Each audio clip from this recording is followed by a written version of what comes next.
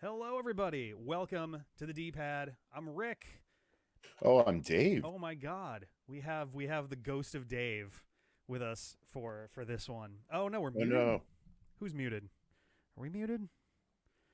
Oh no. Well, that ruined the surprise. How about now? How's that? Is that better? I don't know who's muted or how. Is this working? Or at least very quiet. Oh, okay. Oh, actually, yeah. Oh, what did I discovered something recently that was very annoying where my mic settings randomly like zeroed themselves out. Like in the properties, I went into levels and it was like, "Oh, what if you just don't have any levels at all?" Uh Yo, that's my favorite. Oh, wait, hang on. Here we go. Whoop. How about now? How are we doing now? That looks better. I'm seeing yellow on the bar here, which is usually a good sign. It does still look like we're kind of quiet though. And the MacBook is now at max volume. I guess I could bump it by a little bit in Logic. I'm always nervous about cranking it too high cuz it's always easy to just be like, "All right, just, everyone puts their volume up a little bit," versus if we start peaking in audio, that starts sounding real bad real quick. Mm. Which one of these is it? So I guess I'll try this. Let's see. Let's see how this goes. Live look, seeing how the sausage is made. All right, I just boosted it by 2.5. That's looking a little better. Oh, I think we're being joined once more. There we go. How about this? There we go. That's nice and loud. That should get us there. I don't think we're at risk of peaking unless a certain someone has a celebratory yell into the mic. Please don't do that. That wasn't an invitation. But also, welcome. Hooray, it's Hey, me. there he is. Everything sound all right, I assume, for me as well? I got to turn your volume down a little bit in Discord, but otherwise, we're pretty good. Okay, great. There we go. I'll put you down to 80, and we'll see how that does. I was just noticing as you came in, I was like, oh, that got very peaky very quick. But Jeff is here as I'm well. turned up a bit. Hi, friends. There we go. I might actually turn you back up a teeny tiny bit. Made sense to describe your friendly neighborhood Hook Brothers. Yeah. There we go. Proves that I don't got anything going on a Friday night. There we go. Yeah, right. I gotta be up at 6:30 a.m. tomorrow for work. So Oof. True. Oh my God. There we go. I think we're good. If anyone seems like particularly quiet or loud, just let us know and we'll figure that out as we go. We'll do the best we can. This is still like a really janky setup. We've only been doing this for 11 and a half years. No big deal. we'll get there someday. Yeah. Although Sarah and I have kind of poked around and looked at, a pair of houses that we're not getting. We were like, nope. But I've had the little machinations in the back of my head about like, oh man, when we get our own space, it'll be so good to set up this and this and this with like do like a permanent studio space. Not like this kind of isn't. Like we have essentially upstairs is basically a den, like it's an attic den, which is pretty good for it. The biggest problem up here, it has nothing to do with the size or the shape, though I don't love the slanted ceilings. That does actually make things kind of a pain in the ass. The biggest problem is we rent, so I can't modify any of this. Like, I can't repaint. I can't redo. I would love to redo the ceilings in this room. They're terrifying and awful. I can literally... They can't quite hit a like perfect nerd cave. Like angle thing. Yeah. I'm looking at the bathroom door right now, and above it, so it's the slanted ceiling again, there's just like a gash just in the wall. And I don't know if that goes into, if it like is parallel with the ground, and so it goes just into the bathroom, or if it's like it goes at a weird angle and just goes outside. Like, it's entirely possible that it's just a hole in our house. The bathroom in said cave of nerdery, just with the way the slanted ceilings work, is you basically have to like, you're a tall guy too. Especially me, I'm 6'4". Yeah, I basically have to lean my entire body back 30 degrees when I'm at the toilet. Yep. In order to, like, you and Ben and I think put my Peter head as in the well. wall. The three of you all very much need to like. I honestly, I'm only like 5'11", and I still have to do a bit of a hunch. Like, in mornings or the middle of the night, I can't walk in there, without being conscious of it. Exactly. Yeah. Same. I'm 5'10" somewhere around there, and like I definitely I have done the like, oh, it's so late, I'm just gonna lean my head on the slanted ceiling of the bathroom while I Yeah. use the toilet. That's a 24-hour stream maneuver. Oh yes, It is a good hangover toilet, I'll be honest. It's not bad. It is not bad at You all. wake up and you just like, I can't really hold myself up. Thank you, slanted ceiling. But then you get all those weird little dots on your head. Yeah. Oh yeah. From You're the- just from the like, texture. oh no, I look like I've been punched by someone wearing cleat fists or something. Yes. Yeah, it's perfect. But yeah, no, the dream is on its way at this point. It's just a matter of finding something we like. And of course, it takes time to like, I don't know if anyone in the chat or anyone who's watching this as a VOD later. Dave, you've done the house hunting thing at this point, yes? Oh yeah, You I bought a have. house like almost 2 years ago. Yeah. That process is like trickier than I would have expected. Well, not that I would have expected. It's trickier in different ways than I think I would have really expected. Where like It's grind. it's well, like on top of it too is just like things happen so fast. Like we're using Redfin and we're using Realtor.com and all these things, and like we're looking at oh, this looks nice. It's been on the market for like 10 days, 12 days, and then we are like, oh, it'd be really 12 cool days to is a go long out there. time, my friend. I know, comparatively, yeah. We found a couple that are like 3 and 5 days on there, and it's like, okay, cool. And we'll try to get out there, and like the day before we're scheduled to go out there, it's like, oh, that's contingent. Oh, that's pending. And it's like, oh, come on. When we bought our house, we had been looking for 9 months, and every weekend for 9 months we had seen between 6 to 8 houses. Yeah. Yep. And then by the time we bought this one, it was the lucky number 13th offer that we had submitted. Holy shit. And when we bought this one, so we had looked at all these others. Literally, we were trying to see my house, and like the person was not responding. They weren't like getting back to us. And finally, we got a message that says, "Hey, we need like best and final offer by 5 p.m. tomorrow." Wow. My realtor calls me and goes, "Hey, we haven't been able to get in," and they kind of didn't respond. So he just looks at me and goes, "Can you meet me in like 30 minutes at this place?" And oh I'm my like, God. Okay. So I just leave work, basically. Jenny doesn't come with me because she can't get out of work. I took an extra hour off for my lunch. We go, I literally get her on a video call. We walk through the house for about 3 minutes. She goes, "Okay, yeah, I guess, sure." And then I went home. I was like, "I guess we should buy this house." Put in an offer, and about 33 minutes later, they accepted the offer. Fucking So hell. the entire thing happened from start to finish of me like seeing this house That's for like the an first hour time and through an change. accepted offer was about an hour and 15 minutes. Oh my God. After like 9 months of a million houses and like Jesus. 13 different offers. And like the craziest part was me being like, "Okay, Jenny, let's go see the house you just bought." Yeah. Oh my God. Yeah. Like, all right, here's where you live now. That was a lot of trust right there.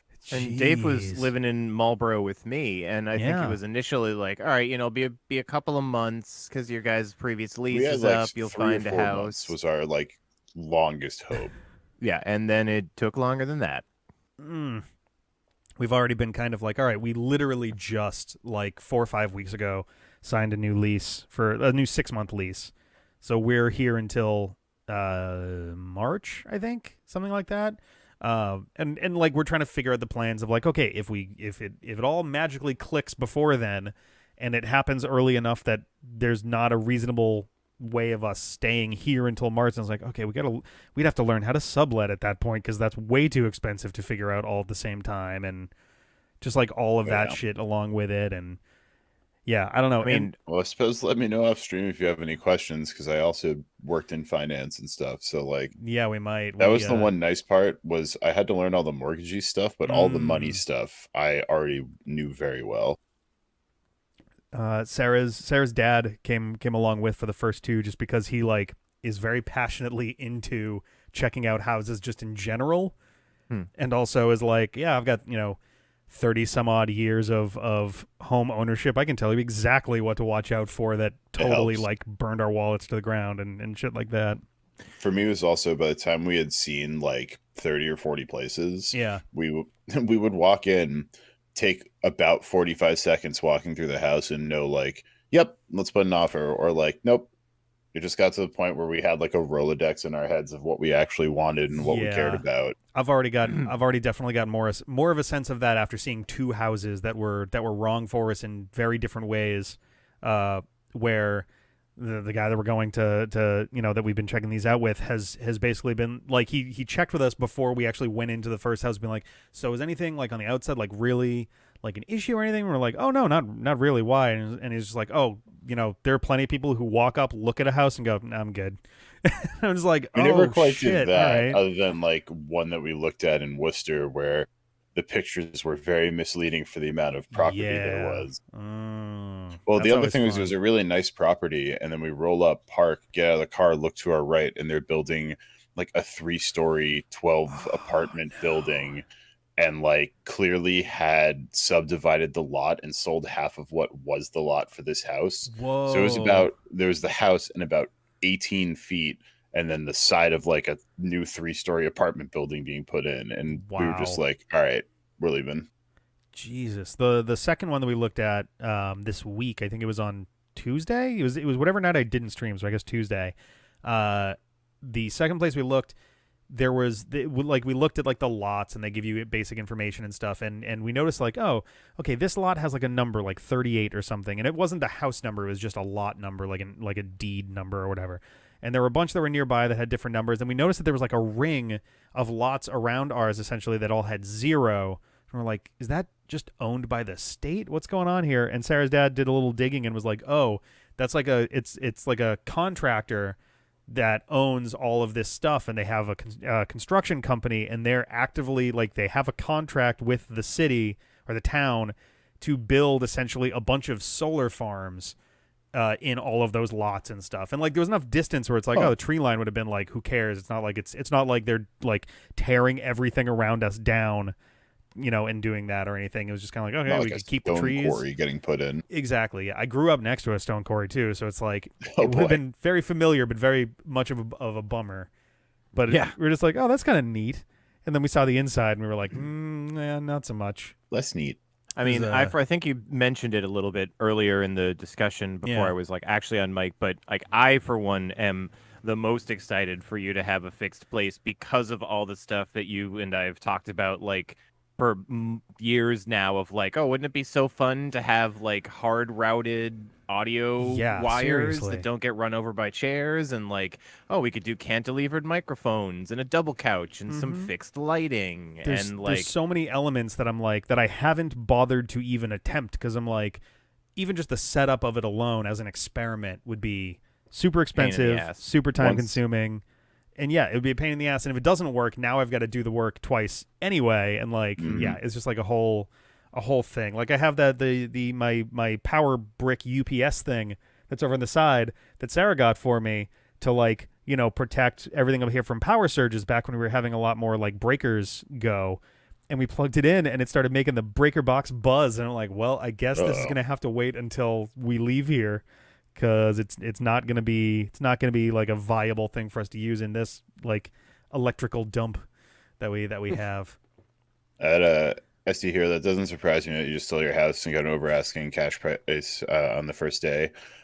When we bought ours with the market, the average offer was going 40 to 45% over asking price, and Holy houses were fuck. lasting an average of 2.5 days. Yeah, on I could market. I could talk for a couple of hours about how Chinese nationals are investing overseas in houses in the United States, and was hearing corporate about that, entities like holding companies in the U.S.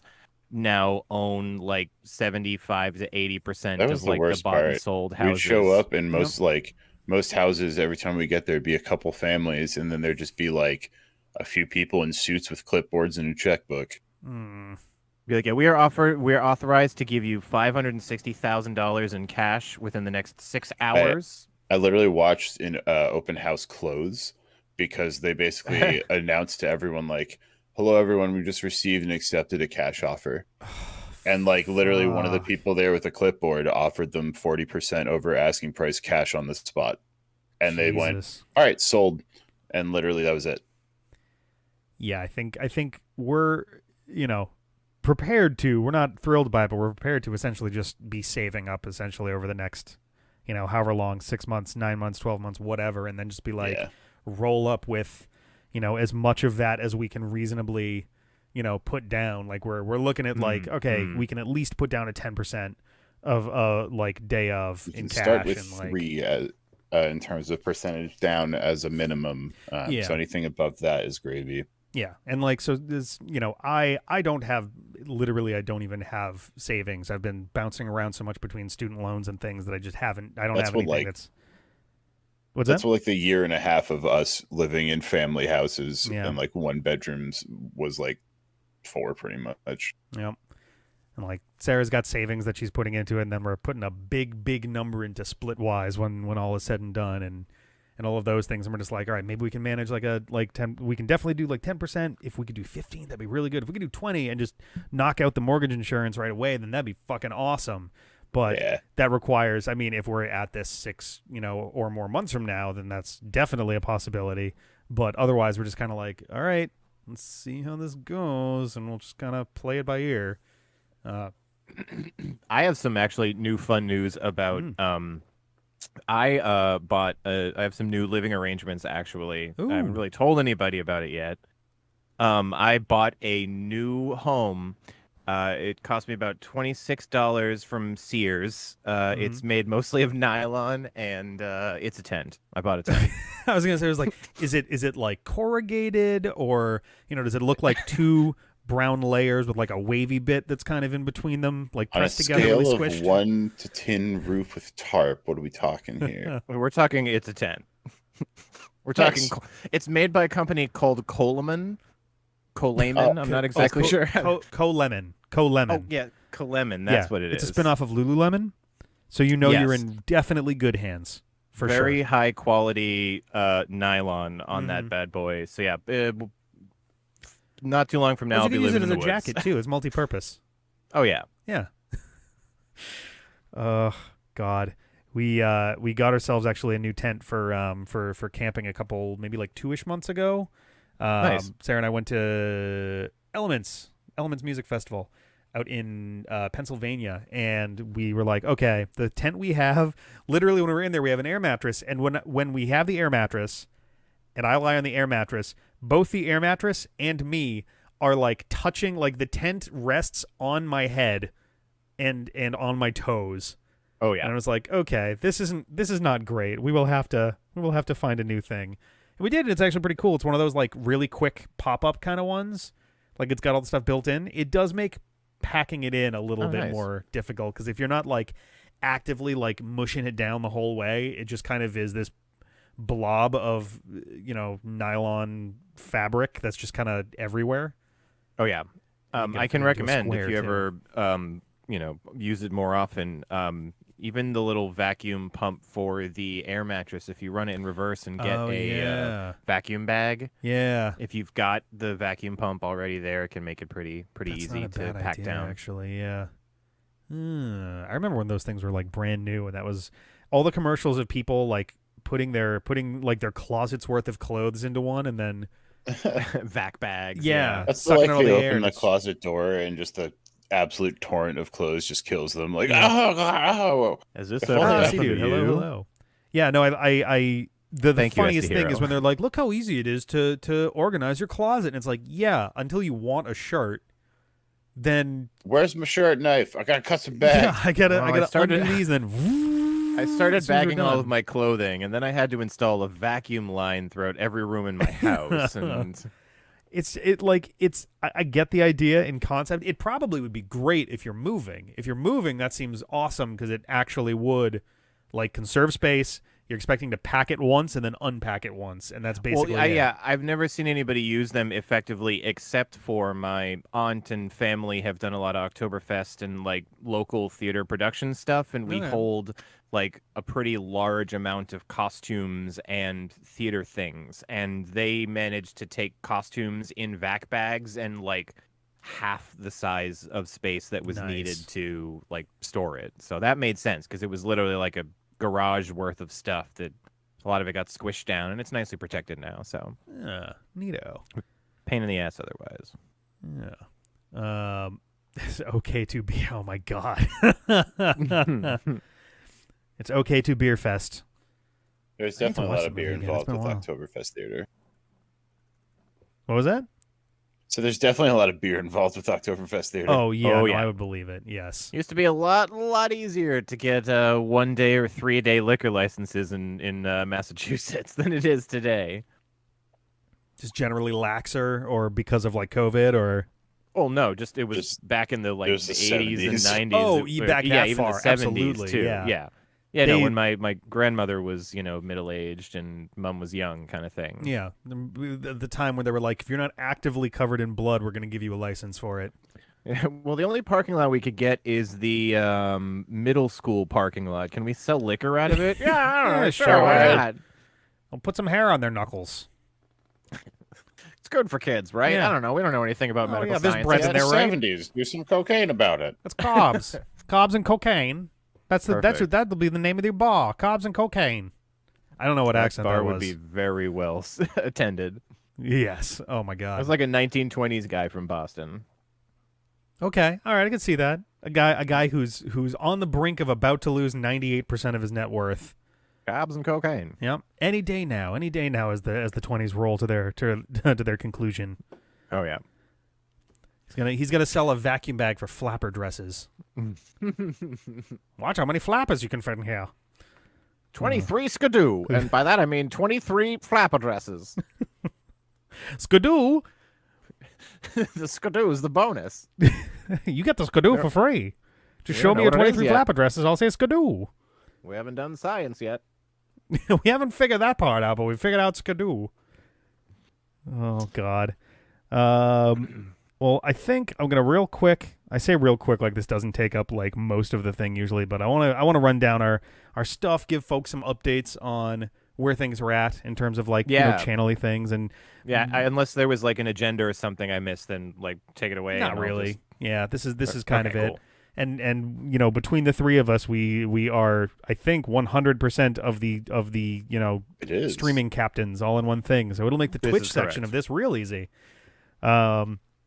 Let's see. I literally at the top of my list of games are like, oh, we haven't, that's a plan. That's a thing we haven't done yet. That's a thing that is still in the works. Okay, let's skip those.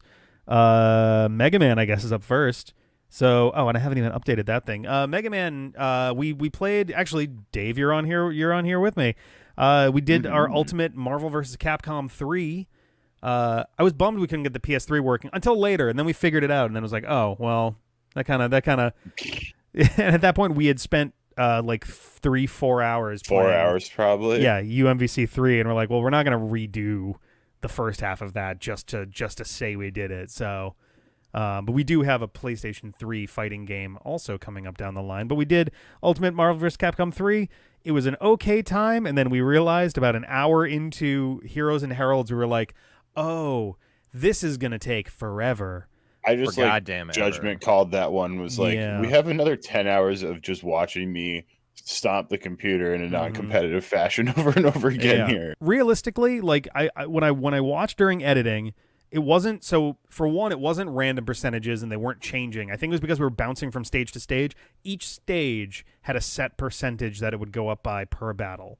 And it was meant to like roughly approximate like a 1/blank fraction, but they didn't do the math very well. So sometimes you just had an extra match as it got like one of them would be like, all right, reciprocal. yeah, so it's like, okay, we want this to take 8 matches to get to 100.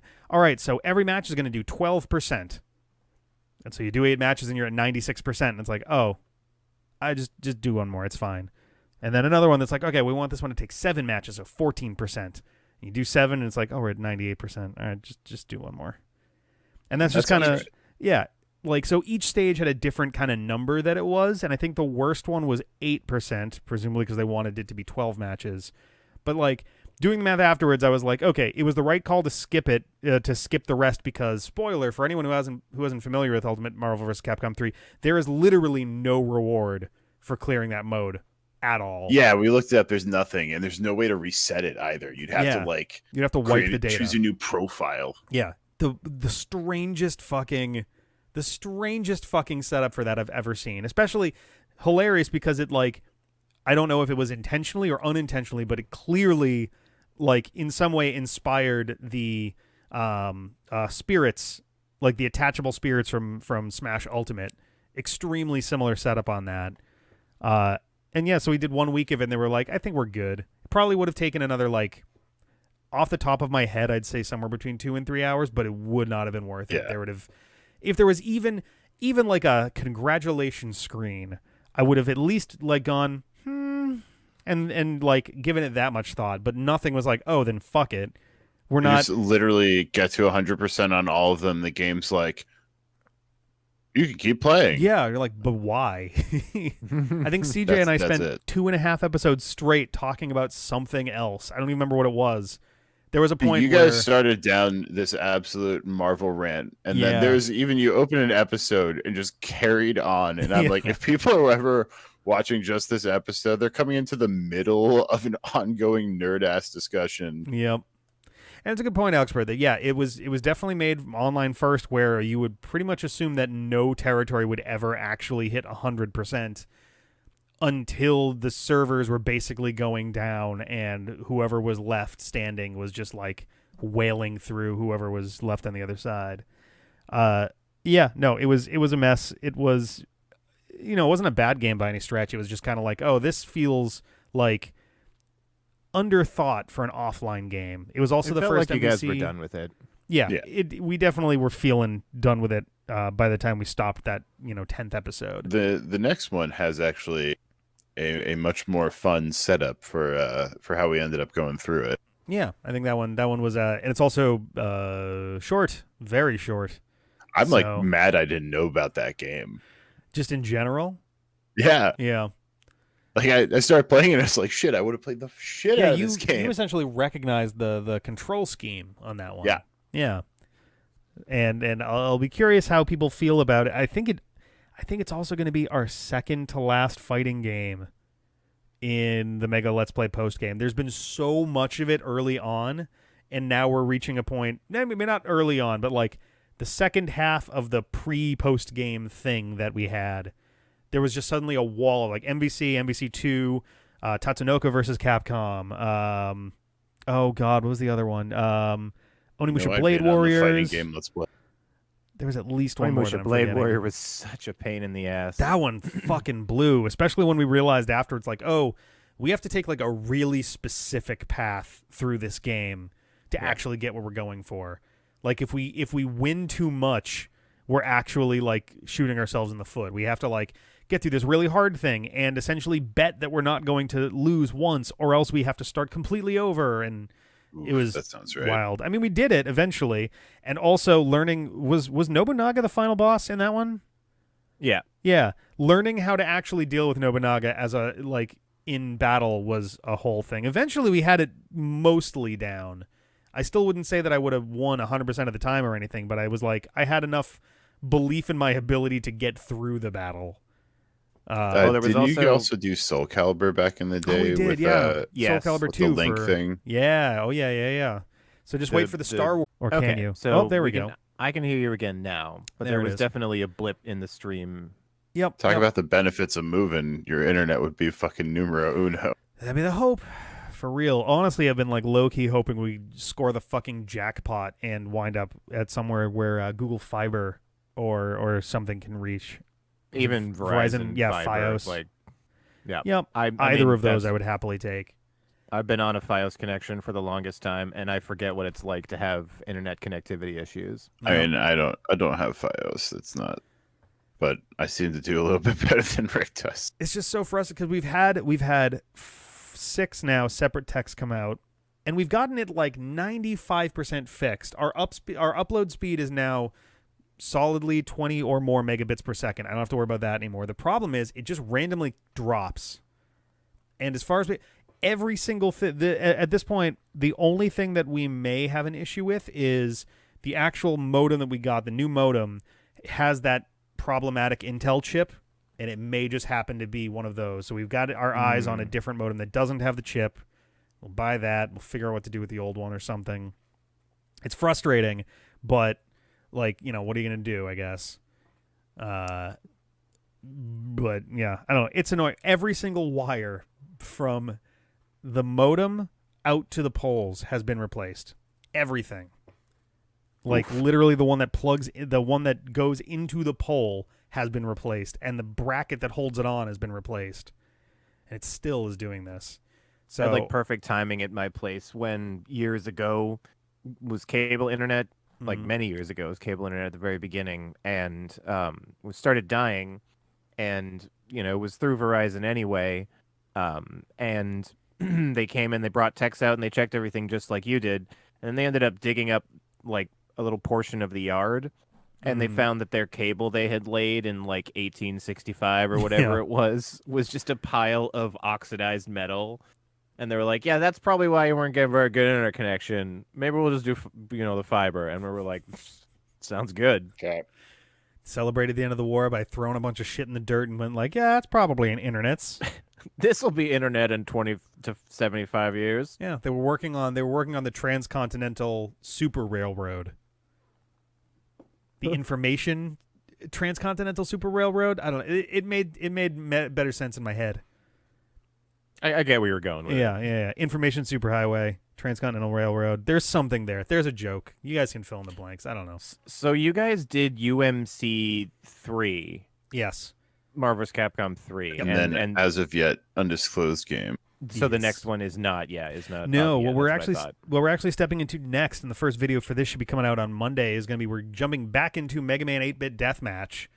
We're basically going to be playing the I wouldn't call it DLC, they're just new versions. We're essentially playing the chapters that come with each new version, essentially when they show up in the timeline of game releases. Because otherwise, we are essentially just under, so Chapter 7 would be the midpoint of everything that's been released so far. There are 13 chapters of the game. We've played through Chapters 1 through 6. The next one is going to be Chapter 7, based on Mega Man 7, and that's going to be starting on Monday. And when we got to the end of Chapter 6, I was just like, for one, definitely felt like the end of Chapter 6 was the end of a game when they, and it was the end of the original game. The original game, I don't know if I've talked about this on mic. So in version whatever, 6 now of this game, when you fight those Robot Masters, they're broken up into 8 Robot Masters per zone, and you get a checkpoint between them. Originally, that wasn't the case. It was just 48 Robot Masters in a row. What? Without any boosts or health or anything. You just had to fucking do it. Yeah. And I think that took me 2.5 hours or some crazy shit, even with the checkpoints. And I can't even fathom doing all of that on a single life. And I was just like, yeah, that seems like a good place to put a pin in it for now. We'll come back again later. So now we're going to come back with Chapter 7. And each time, I don't think one of the releases, I think, had 2 chapters in it, because version 6 means there were 5 new versions.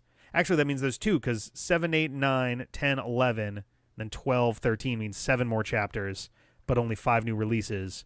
So I'll have to double check which ones are tied in with what. But yeah, it'll be essentially, unless something goes grievously horribly wrong, we're likely to see less than 10 episodes at a time going forward for Mega Man 8 Deathmatch, and it'll be scattered throughout stuff. We actually have a handful of short games mostly coming up for a little while with Mega Man. Just kind of taking a quick peek at it right now. Short game, probably short game, Project Cross Zone, which is going to be streams. Oh yeah, no. Short game, and then a decent sized one. We have literally 10 extremely short little things before it'll take us into next year for sure. But we have at least 8 or 9, maybe 10 short things back to back before we get anything of a real considerable size. And that's maybe a third of everything that's left. It actually might be more, come to think of it. There's going to be some video essays coming out fairly soon. There's actually quite a few of those on the docket. There's also one that I wanted to do, actually 2 technically, that I wanted to do that I've just kind of put on the back burner, and we'll just come back to it eventually. One video essay and one other thing, and you'll know what it is when it ever actually comes out. But yeah, there's not a huge amount. The list looks large, but all of these things, or not all of them, most of them are 10 episodes or less. So We're about to like put our foot to the floor in terms of speeding through most of what's left. Honestly, the bulkiest things that are going to be left are the Azure Striker games. Like Inti Creates games are going to be the bulkiest things that are left outside of Project Cross Zone 1 and 2, which I'm streaming. So it'll be interesting. We'll see how that goes. I think it's going to be an interesting kind of coast to the finish, and I am low key kind of in the back of my head going, come on, Capcom, do what you did last time. Announce a Mega Man 12 that can come out like right as we're wrapping these things up. It'd be such a nice little bow on it.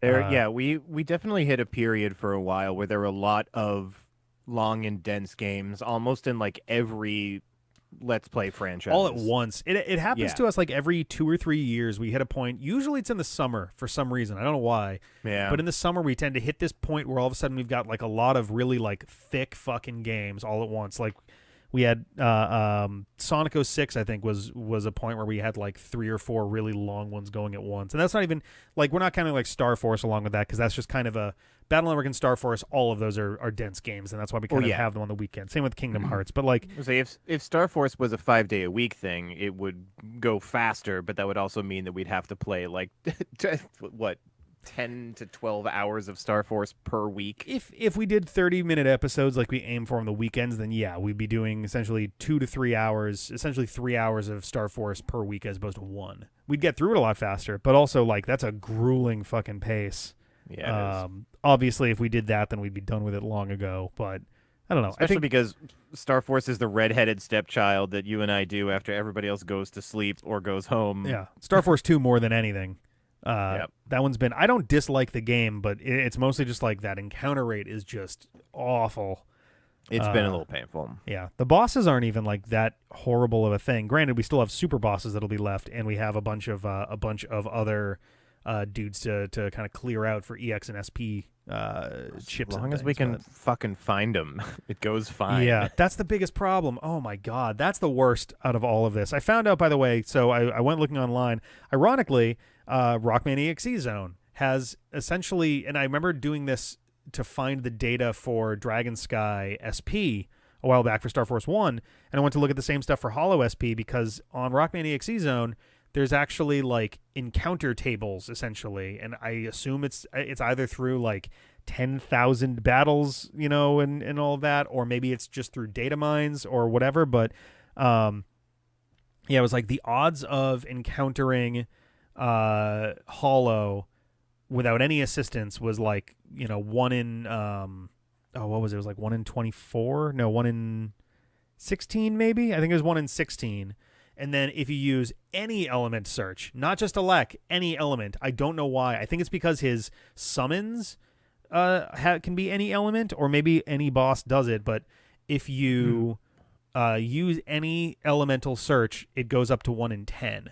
So we could have used fire search and gotten better odds there. I think I remember looking at that site, and I think the magic like formula was that there were like only set packs of enemies that can happen, and using an element search like eliminates enough other packs of enemies, and the boss still counted as a possible encounter even if you were using fire search or something. Yep. And it wasn't good for the element. Yeah, it just so someone was talking about the like Star Force Deluxe mod that's in progress right now. I think Rockman EXE might also be working like on the team for that, where they have a combination built in as a quality of life adjustment, where if you're using any elemental search and a cloaker at the same time, it will eliminate all other encounters besides bosses.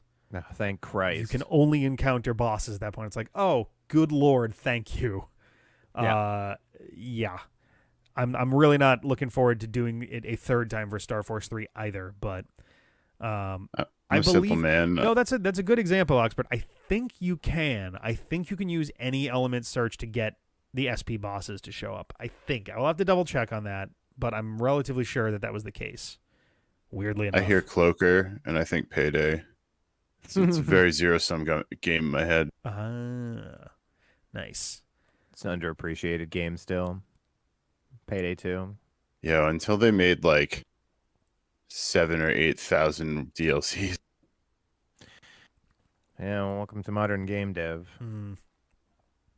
Every so often, I look in at any of the Paradox games that I have, like Stellaris, or isn't Hearts of Iron also Paradox? I think. I don't know. I'm not Anytime I familiar check with in it, on yeah. any of those games, I look them up and I'm like, oh, let's see how many hundreds of dollars of DLC exist for this now. Like Cities Skylines. Like every couple months I'll look in, I'll be like, oh, what would it cost to buy the Oh whole bundle? And no. it's like now at like $210 for all of their fucking Honestly, City Skylines, piecemeal. I compartmentalize City Skylines in my brain in the same place as like The Sims 3, where it's just like, oh, you can buy the game if you just want to have like the basic package, or if you want everything, you can spend about $1,000 on every DLC we released for 9 years. And you're like, oh, I think I'm good actually.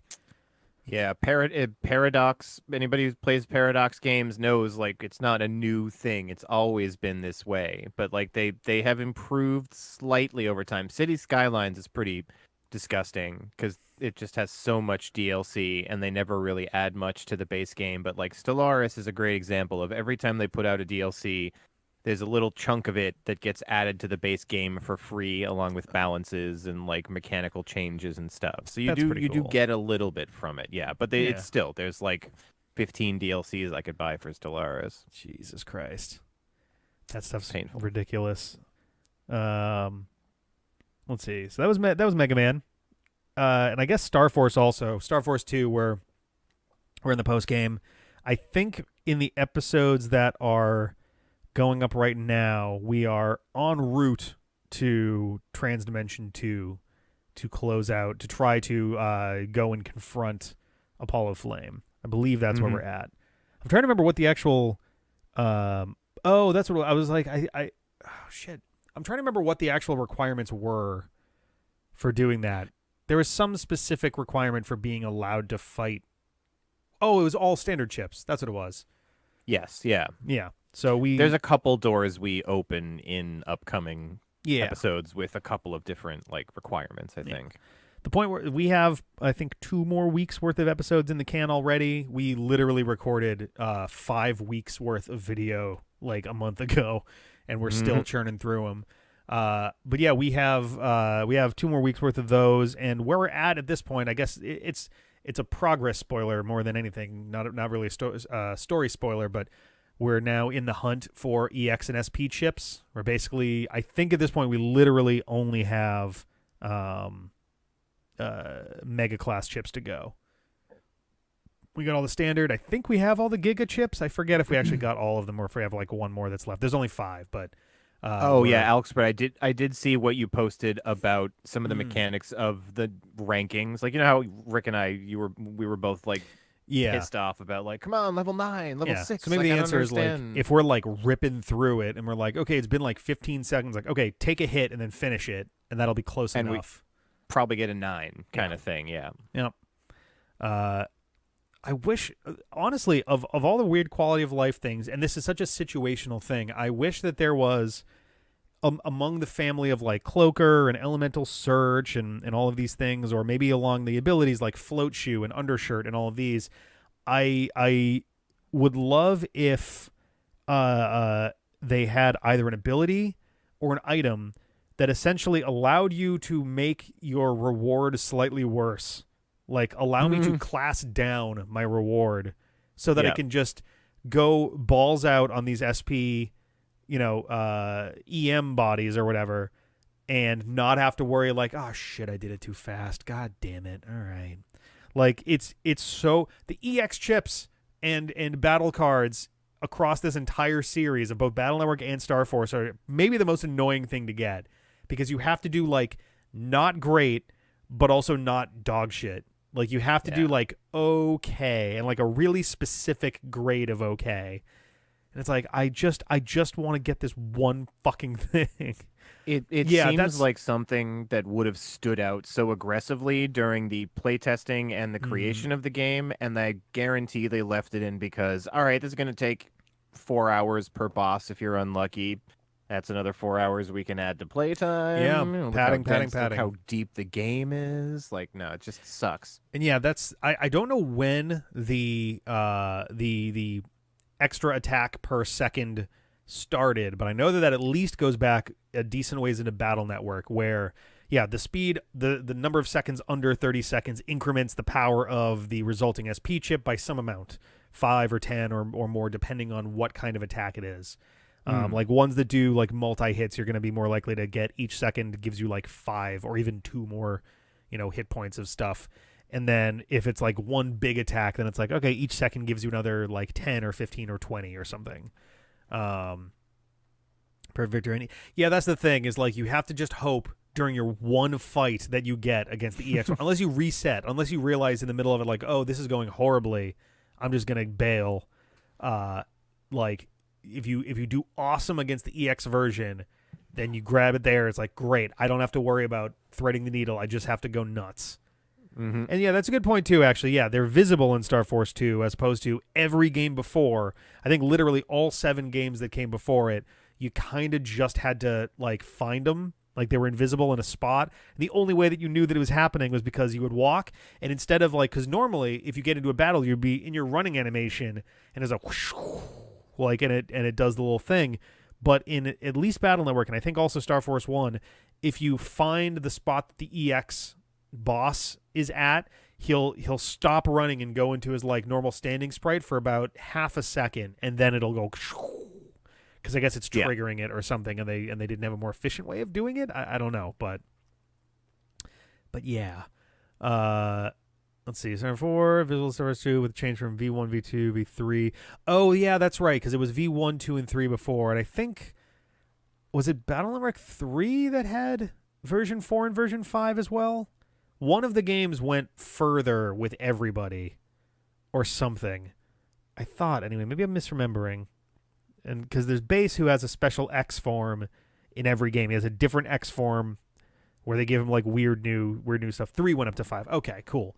Yeah, that was and I think that it still only had the 3 chips, but I don't remember. Oh no, did it have 5? I think for 3 I just cheated.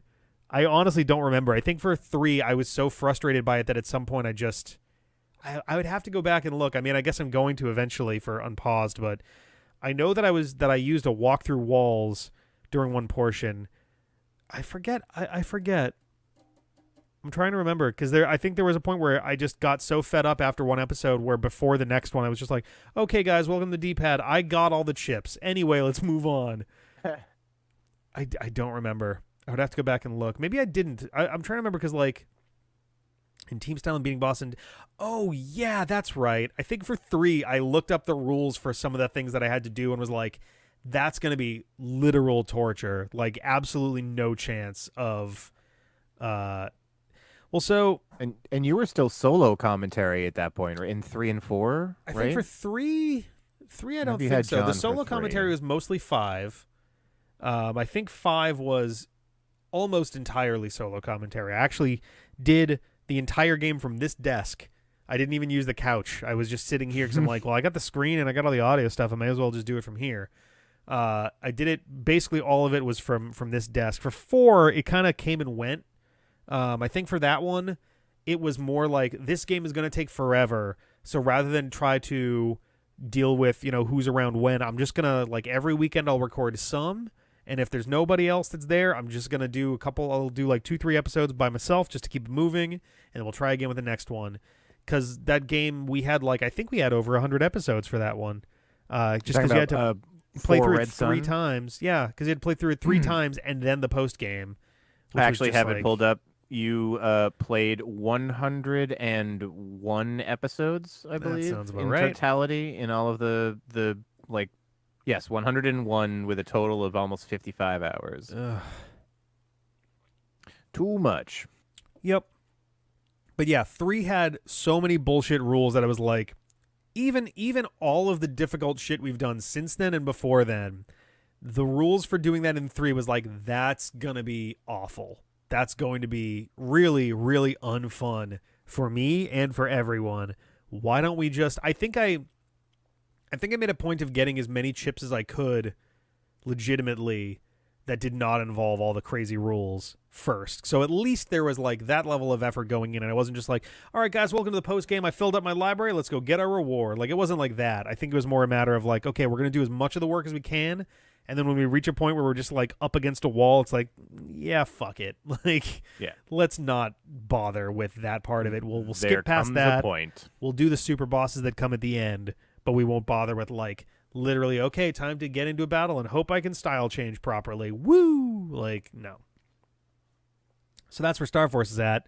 We're getting Can't wait close for to number 3. Yeah, we're getting close to the end of 2. I think we have 9 bosses that we still need EX and SP chips from. I think it's 9. Which honestly, I'm in my brain, I'm like, assume each one is going to take us a full episode. Like, just in terms of like finding them properly. Most of them will be easy because of the elemental searches. But you know, a couple of them are going to be harder for that. Those are going to be I like, mean, we can get lucky, and suddenly it'll only actually take 6 minutes to get everything we need from a boss instead of 35. But yeah. you know, It'll be, if anything, it's just more like difficulty. Like I am expecting essentially like the far end of this for my estimations are assume 1 episode per boss as like, you know, as an average upper bound, right? And then maybe 1 episode per super boss that's remaining after that. So with that, we'd be looking at 12 episodes that are left. Somewhere around that ballpark, we'd be wrapping up essentially like for some reason in my brain I was thinking 1 episode per week. I'm like, vaguely around the end of the year. I was like, that's inaccurate. More like Thanksgiving-y is probably where we're looking at like the series wrapping up. this year I will be thankful for finally having plot happen instead of just battles. Not only that, you know, I'll be very thankful for moving on to the one and only official Mega Man game that we have not ever played on this channel, and that I've never played either. I've never played Star Force 3, and it's the one, because once we've started it, we've technically played every Mega Man game. We haven't completed them all at that point, but that's the one. It's our white whale. We've been at this for almost 8 years now.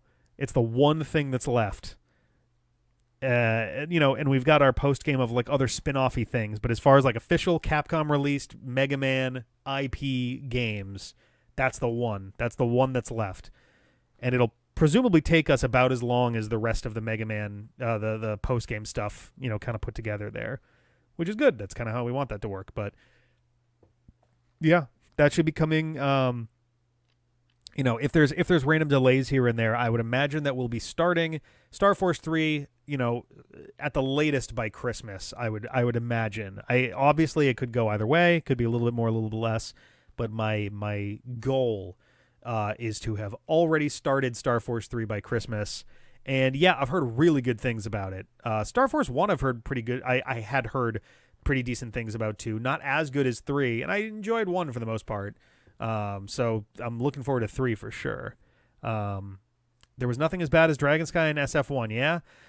I don't know if you were paying attention to the numbers on the screen. It was actually almost the exact same rolling odds for us to finally land on Hollow. Like it was, I think for Dragon Sky, we were at like 1.5% odds of it taking that long. And I think for Hollow, we were down to like 3% and dropping fast. Another like 2 or 3 encounters that were not Hollow would have made it take longer. Not time wise. I think time wise Dragon Sky was longer. But yeah, that was like I felt like I was losing my mind during Dragon Sky hunting. That was like really, really awful. And as far as we could tell, there was nothing that we could do to make it more likely either. At least not easily. I think we would have. I forget if we had wood search on to make that easier. And if that was the case, I might not have even technically been accurate with the numbers on the screen. It might have even been worse. I think I was. I was pretty careful about making sure those numbers were as accurate as I could possibly make them. In fact, for the Hollow one, I made a point of, I did it invisibly, but the odds, I did pay attention to whether or not we had an elemental search on. So the odds are 1 in 16 for ones where we didn't have it and 1 in 10 where we did. So like that was maintained and like carefully accounted for. Ugh. Yep. I don't care to remember any of that. Yep. So 9 bosses. and then 3 super bosses are what stand. And the 3 super bosses we don't even have to do well against. We just have to win. So we have 12 things. 12, I guess that's not even 12 things. It's 18 things because 2 chips per most of the 9 bosses. But 12 boss fights with some degree of stuff that happen are what stand between us and the end of Star Force 2. If anything, it's getting hilarious seeing just the post-game episode numbers go up by as much as they are. We've recorded to post-game part 32.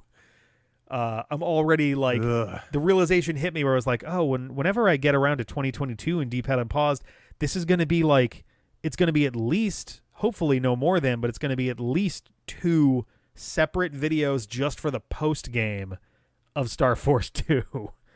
Like, I don't even know what to label that. Post-game segment 1, post-game segment 2, I guess. I don't know. But, yeah, I forget if we activated Tribe King properly during those videos. I don't think we did, but we've since seen how it actually does work. It's hilarious that I don't know how we didn't put 2 and 2 together on that. I think we were just like, oh, we got these things. Let's go. Oh, it didn't work. And then we just kind of didn't bother with it again. But I don't know if you saw this, Jeff, but essentially you have to do it across 2 separate turns in order to get your Tribe King. You have to, you have to tribe on with, so you've got your own, or you initiate one if you don't have it an auto thing. Then the next turn you get your second, and then on the next turn you get your third. And without getting hit and knocked out in between at all. Yes, you need to not get hit with an elemental weakness in the meantime. So I think we'll get there. We have 9 bosses, some of which are going to be not a cakewalk, but much easier to deal with generally. And some of them are going to be, so we have to watch out for fire type and then either wood type or water type. So, if we're careful about how we play our cards, we should be able to get Tribe King to show up, Is the base or the second one? For Double Tribe, I thought that it was either. I couldn't remember. I know that the new element you definitely have a weakness for, but I thought that it was if you got hit with either of them, something bad happens. For Tribe King, I think you have no weaknesses, but it's essentially like Beast Out, where it only lasts for 3 turns. Which, granted, if you've got a Tribe King and we're doing boss stuff, if we can't get it done in 3 turns, then we've already fucked it up anyway. So getting Tribe King will definitely be a nice thing for some of those bosses, especially if we're SP hunting. Is neutral element. Okay, perfect. Yeah, so we don't have to worry about like getting knocked out of that form at that point, which is good. Okay, so that's Mega Man. We should move on. We've spent like a million years on Mega Man. Put like a half hour on Mega Man here already. Let's see. Sonic. I'm just quietly sitting there being like, I don't know much about Star Wars, honestly. Sonic, we've had a recorded session of the next Sonic game, which is going to be Sonic Rush Adventure. We've had that recorded for like a month now. Oh, I fucking forgot about that. I know, right? I had that just kind of, we recorded ahead of time because it was like, all right, Sonic Origins, we can do, but also like, hey, if we're looking for a thing, we may as well get, ahead on Sonic Rush Adventure. We're going to have to hustle slightly to get that one done in time before Sonic Frontiers comes out in... Actually drops, yeah. Yeah, which is, let's see, 1, 2, 3, 4, 5, 6 weeks. Technically less than, but we're not going to be playing it for 6 weeks. So we have approximately 8 hours or so worth of gameplay space, unless we start making the episodes longer. We'll see. We'll see how that goes. In the worst case, we'll double up or something. We have done that in the past. We did it with Zelda way back. Can't wait for C-Dude to see episodes and then fly to the United States to murder me. Yeah, to pimp slap us to death. I think I gave up spoilers. on. Yeah, I think I took a swing and gave up on that very early because I was like, nah, I'm good. I'm gonna do I fucking should have.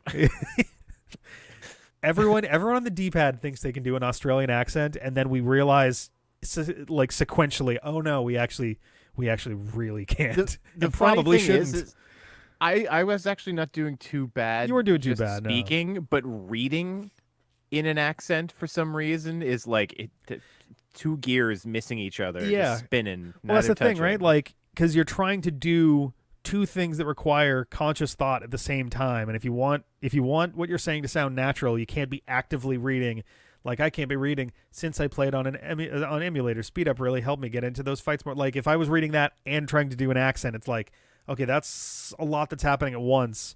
And like, I think it's part of the reason why every time we do voices for Star Force or whatever, we kind of wind up at the same fallbacks over and over. I've got my southern accents and like my Bud and Dex voice. I go to the 1920s or somewhere in Middle Europe / Slavic countries. Yep. And you have Mom Luna as for the ladies' voices. Yes, my one female voice. Wow, Luna, you sound like Mom. No, I don't. Sorry, Mom sounds like you. You're right. Wow, you also sound like that woman I met in town and the other woman who works at the store. Oh, dude, God. Voice acting is tough.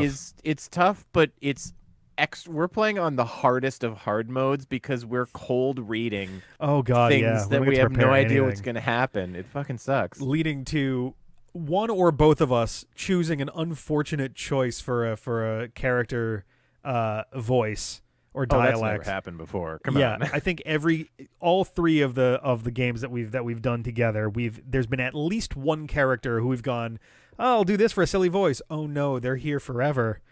Oh look, it's a main character now. Great. Yep. I think it's been less of a problem for you than it's been for me. I've gotten bitten by that way more. Yeah, I mean, because Battle Number 6, I think was Mr. Mock, which was great, and then Star Force 1, I did my screamy voice. You almost got away from Star Force. I know, right? And almost. then just circled directly back to it. We're so excited. I had my screaming, neighing voice for Pegasus Magic. And then I've got the low, grumbly voice for Dragon Sky, both of which are really painful to do for long stretches. And you had your Leo Kingdom one where he barely speaks. He talked for like 5 fucking lines, and I was actually kind of mad. I was like, damn it. And then, of course, Hollow Patrick, which I thought, haha, funny, because I was like, oh, this guy's barely going to speak. He's got that vibe about him, the, like, mysterious dude in the background who never really talks. He only speaks when he really needs to. And my queen, we ride at midnight kind of thing. And I was like, I'll do a silly voice. He'll talk like 12 times over the whole game. A lot of people commented being like, okay, well, I've never imagined or heard Hollow's voice like that in my head, but it is interesting, I guess. About halfway through the game, all of a sudden, he would not shut up. I'm like, oh, no. How long until we get to kill this guy? And I was like, no, he's the right-hand man. He's going to be there till the end of the game. He's like Yahoot from Battle Network 1. He's just going to be there forever. And yeah, he was literally part of the end, like, you've beaten the game ending cutscene. Like, fuck. Why? How did I do that? I can't wait. It's going to be, something's going to happen in Star Force 3. We're going to find someone. He's going to come back. Yeah, we're going to find someone and go, oh, they're going to be the third boss of the game. And it's like, nope, they're actually your new companion, and they're going to be in every single scene for the rest of this 70-hour experience. And like, oh, fuck. Okay. So we kind of started on the Sonic Let's Play Sonic commentary. Is there more, or can we pivot momentarily so we can get Dave so we can go eat some food? Oh shit! I figured that he was eating while hanging. I'm sorry. No, it's all good. I was just chilling until we hit Twitch rundown before I scooted. Yeah, no, let's do that first. Then let's jump over to Twitch. We can come back to Sonic if need be. For the Twitch side of things, I figure order wasn't important. Why don't we start with Sunday? Okay. Well, Sunday streams at the moment are every other weekend for I was about to say Divinity. Neverwinter Nights. Back. Thank you. I miss Divinity 2 so much, Dave. Baldur's Gate 3 needs to just hurry their shit up. It needs to fucking come out already. Because that one's gonna be one we play with the streaming mode enabled, where chat gets to vote on the responses you use in conversation. Yeah, chat can override and you can dialogue trees. You can burn. I think it's either bits or I hope it's channel points as well. But the idea is also that you can. Is the main character of that game someone with like DID or something? I don't know, but Twitch chat is going to be the voice in their head. Oh boy. But I think the idea is that you can like burn channel points to add extra votes. So if you feel very strongly about something, a bidding war can start. Oh, amazing. Perfect. Mm-hmm. Yeah, there's gonna be some That terrifying is shit going on hitting there. just about to hit the third act of 3 in that game. Oh, okay. All right. Well, we're going into like the last area, last like that tower thing's the end of Act 2. Yeah. So for the general update about streaming Sundays is that during this like the late summer, early fall period, Dave's at the fair like every weekend and then also working a full-time job, and Beans has, since he's a nurse, sometimes he just gets handed a schedule where for like a month or two he's on a lot of Sundays, or like, he's not doing overnights, or he is, so his schedule gets effed up. So we've been trying to get, episodes of that in, but multiplayer Sunday stuff will definitely pick up a bit more once the fair has come and gone. I do 9.5 weeks of work, 7 days a week with no days off. Oh god. Yeah, it's hardcore. About It's half paying of that after now? a while. Yeah. Yeah, this is the doldrums, because at the beginning I'm like, I'm excited, and at the end I'm like, oh, it's ending, and then the middle weeks I'm like, oh, why right, do I do work. this to myself? Yeah. So we're, like Dave said, I don't know Neverwinter Nights, the game. Dave has played through it a while ago. So we're like Yep. what, halfway About through? to be 2/3 of the way through. Oh, great. Holy All right, cow. awesome. So hopefully that will finish up at some point soon. Additionally, Barotrauma will make a comeback at some point. Oh, wow. There've been a lot of updates to the game. They said there's only going to be like maybe two more major updates before they go to 1.0, because it's still It's been in beta technically, this like, whole time. yeah. I mean, the funny thing Whoa. is that Barotrauma existed as like a Java browser game before this. So it's even been a game longer than it was early access. That's but- how we actually found it. Is I had played it back in the browser version, and when it came to Steam, I was like, "Wait, this is bringing up some memories for me." Looked into it and was like, "Okay, this might be fun." Yeah, the kind of game you play in a high school computer lab after you finish your, I don't know, JavaScript code or something. So that'll come back, and we are going to have to put some effort and time into it, because subsequent updates have pretty much broken the shit out of the dangler. We're going to have to make a new sub. We wanted to anyway, Teddy and I, to kind of improve upon a lot of things. We learned a lot from the original design of the dangler, but it's not viable at the moment. The sub editor doesn't even really want to open up that sub file. It's like, this is some weird stuff missing here. So yeah, we're gonna have to clean slate it. But that's sort of we a do want to go bummer back to from- Barrow. From like a development standpoint. Like, I don't know a lot about game development. Like, I know bits and pieces through like osmosis from like people I follow on Twitter and just like stuff that I've seen and learned over the years or whatever. But like, web development has similar like tenets to it, and something that we're actively doing at work right now is dealing with like versioning issues. Like, here's how to properly version this stuff so that we're not breaking shit as we make updates, and we can make it so that it's like a smoother transition to this and this.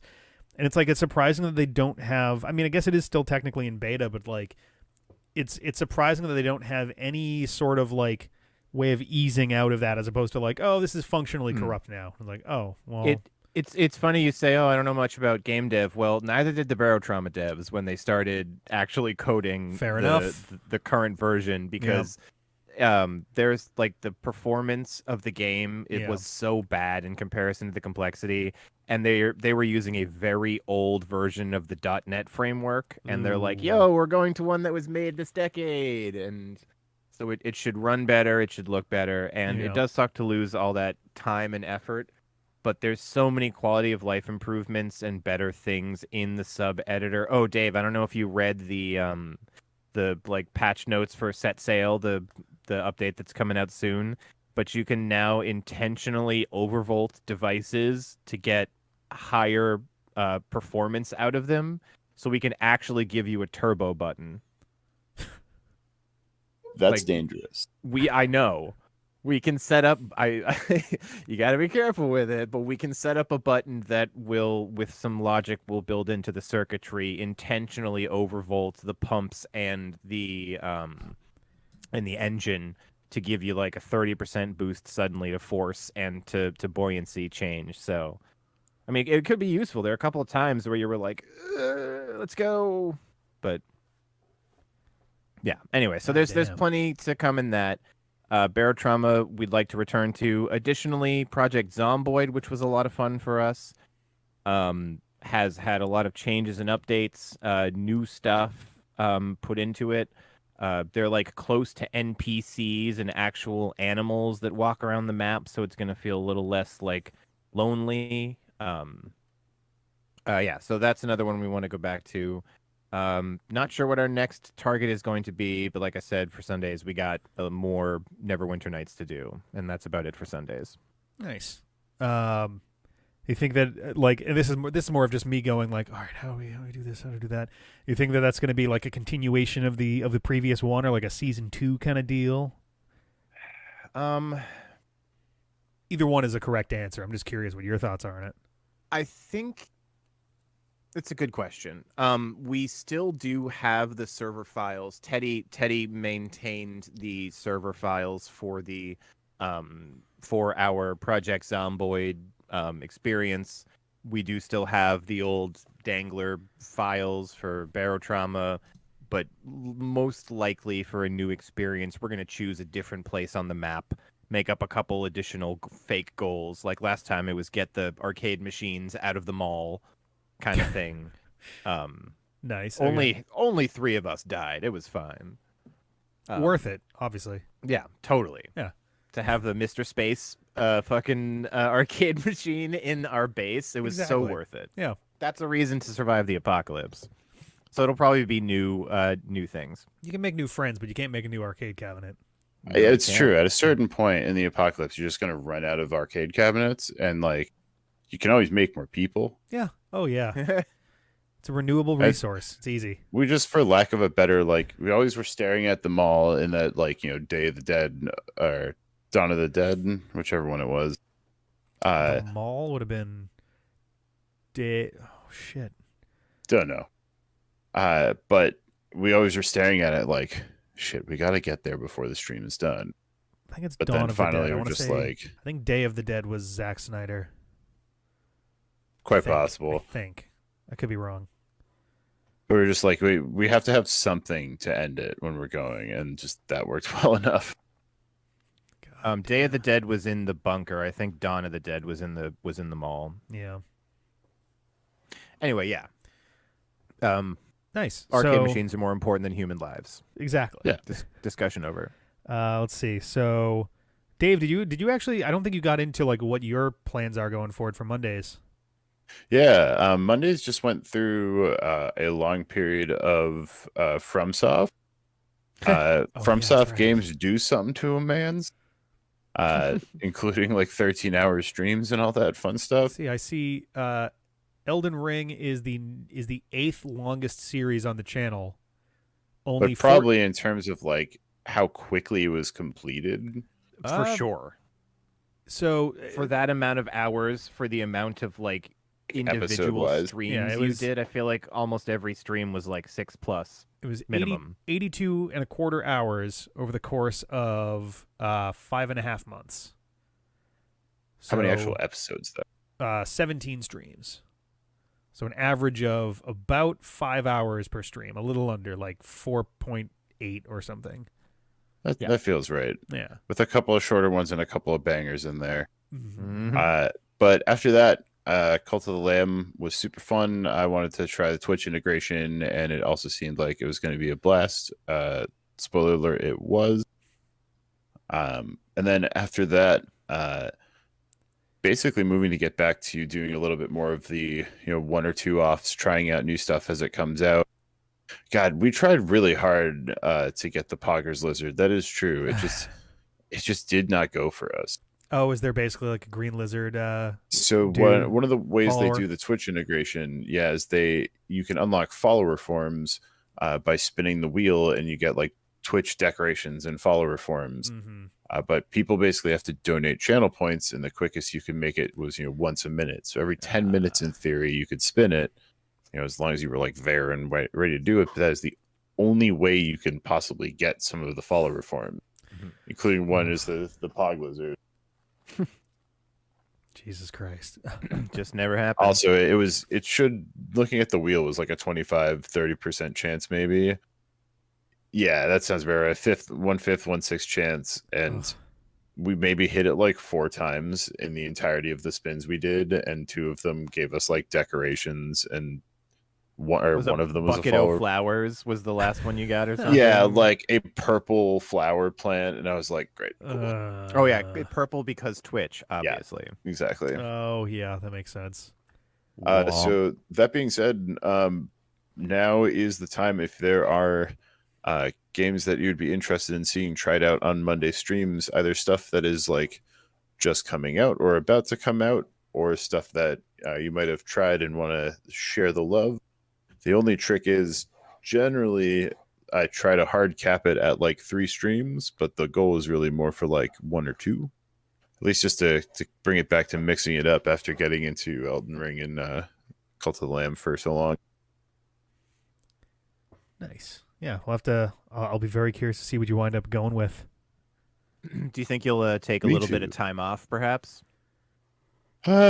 Possibly. I think this next coming week will likely be something like the 3rd.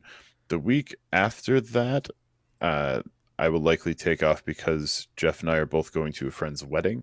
Nice. So that's going to be a very busy weekend.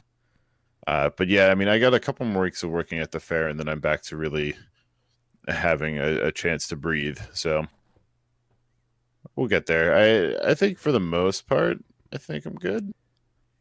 I tend to post in the Discord if I'm like, can't stay awake today. Yeah. But yeah, very much open for suggestions and stuff if people are interested.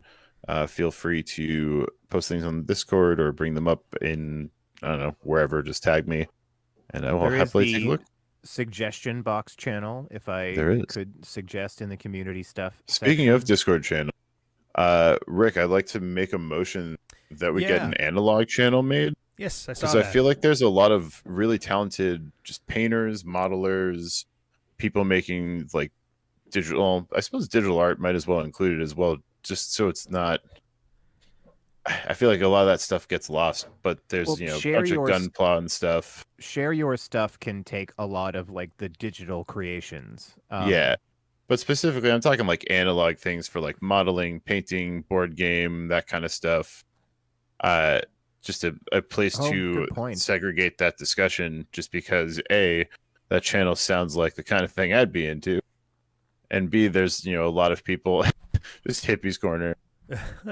There's a lot of people who are on the Discord and are very talented in terms of modeling and painting and all that fun stuff. It's nice to have a easier place to keep it. I mean, your Yeah. point about we don't actually have like a board game or analog game section is like that's a good enough point in its own. So It would be my home.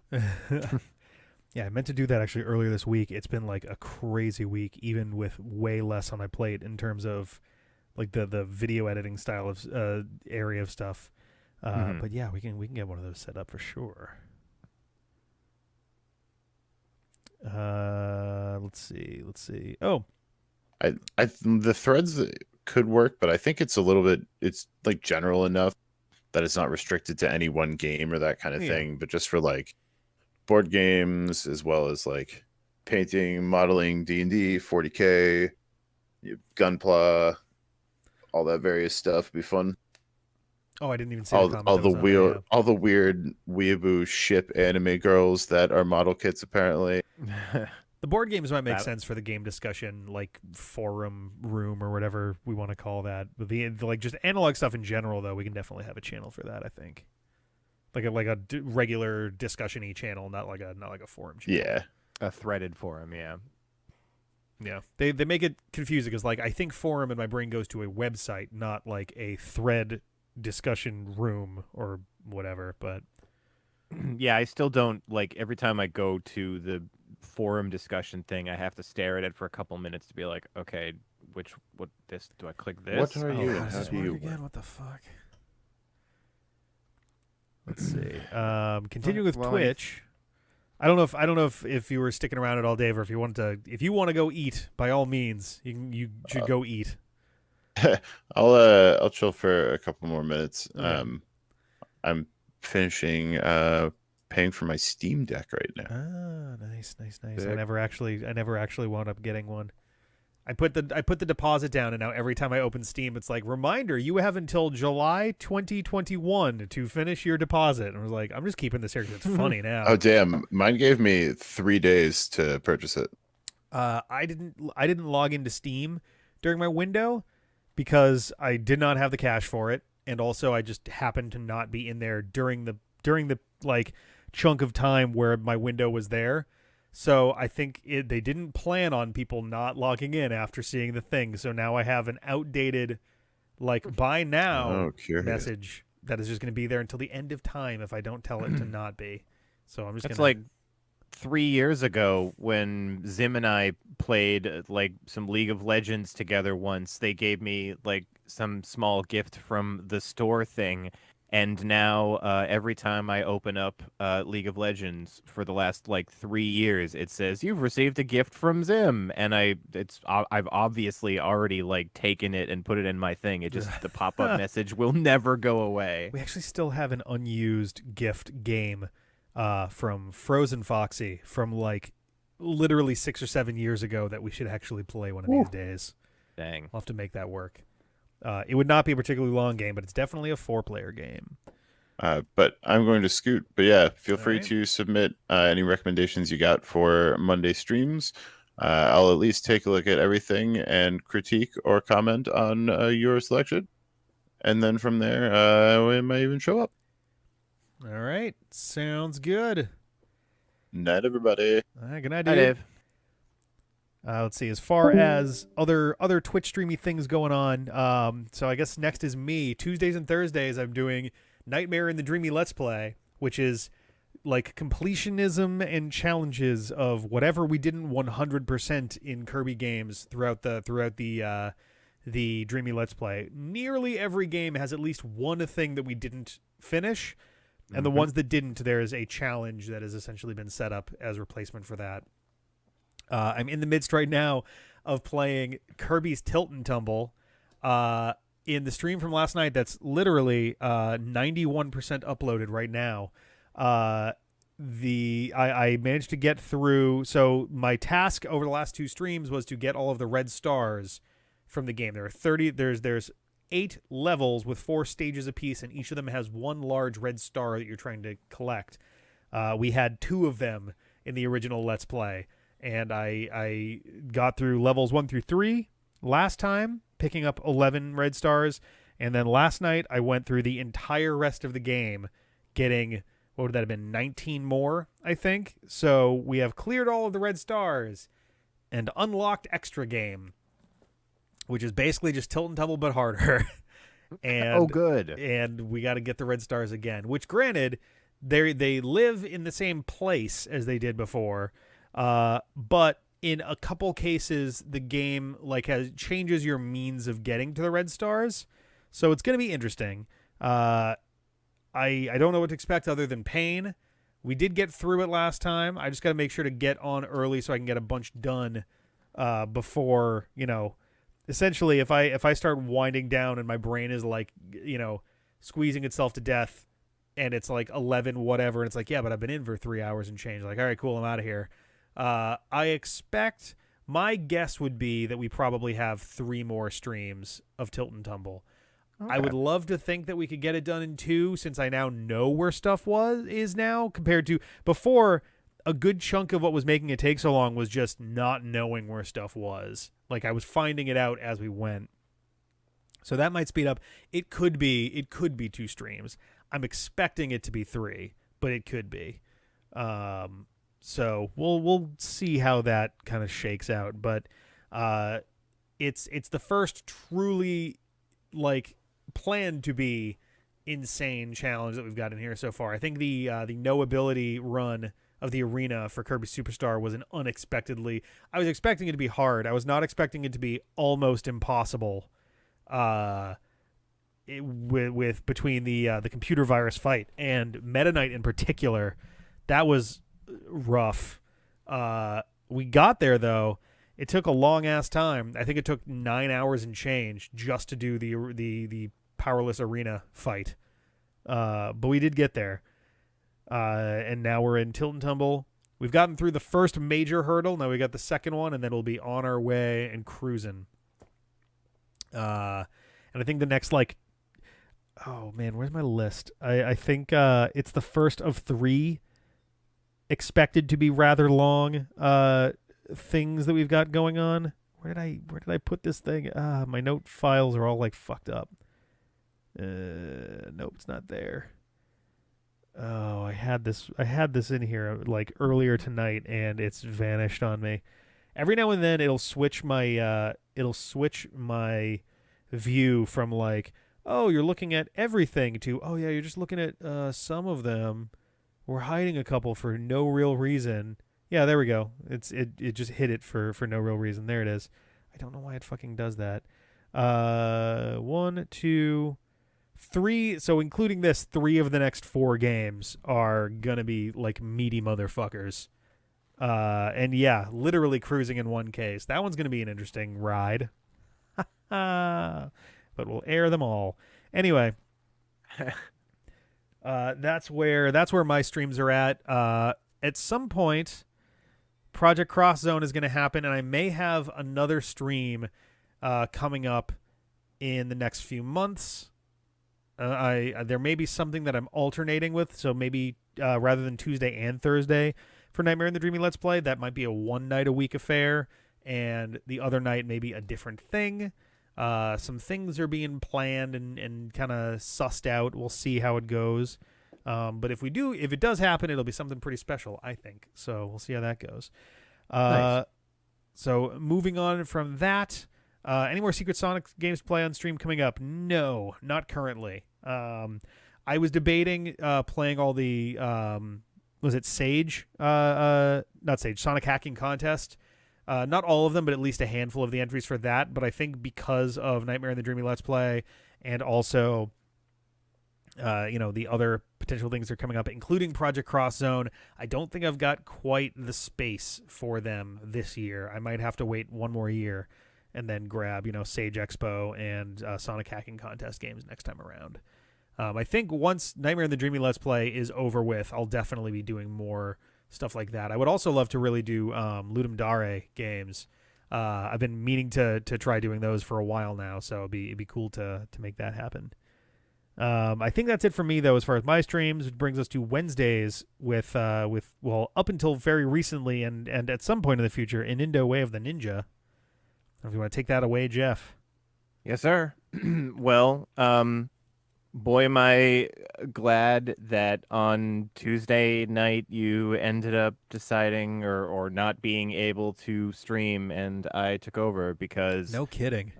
In case nobody else knows, we got the second place time. Mm-hmm. Finally fucking did it. Basically, I want the world record. I really want the world record. I just wanted to be able to place reliably, and this particular strategy I put together allowed me to do that. I am sure that even with that strategy, with a little more optimizing, with me not spilling my drink on my power strip and not no, that was having the to secret. pee. That was the secret to it. I guess I was too concerned about that to You were anointing it with actually... oils. Yeah. It didn't go... It didn't go completely smoothly. However, what was the Final Fantasy 529 or something, I think? 529.09.35. Yeah, so basically 529 flat as close as it is. I'm pretty sure that 15 minutes could come off of that time, no problem, just with less breaks and a little, less dirty movement. And then after that, probably another 10 or 15 if RNG was even better. But there is no way that strategy that I was running will even come close to the 3 hours and 39 minutes of the world record. Because I mean, we're talking like an hour. It does seem like somewhere around mid game, the pace starts to drop off pretty quickly. Yeah, I've generally done a good job at keeping up with the world record for the first couple dungeons, but again, front loading all of the RNG of finding the companions we need just means that like after I think like the third split, I just then spend 45 minutes gathering people, talking to them, accidentally killing them, reloading my save, fighting them again, killing them again, accidentally reloading the save, and then finally getting them. Like there was a good amount of time that just suddenly got lost in like a split second there. And the world record, it's not like a clean and perfect run. It's not like, immaculate in some cases. There are decisions that are like, suboptimal in many cases. But the one outstanding feature is that all of the characters are where they need to be, like along the straight line to the end of the game. They never go looking or hunting.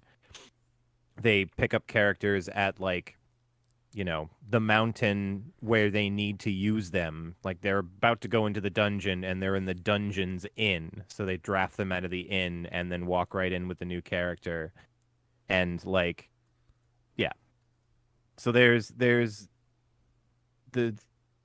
short version is that in order to get the world record, I have to try to play like the world record does.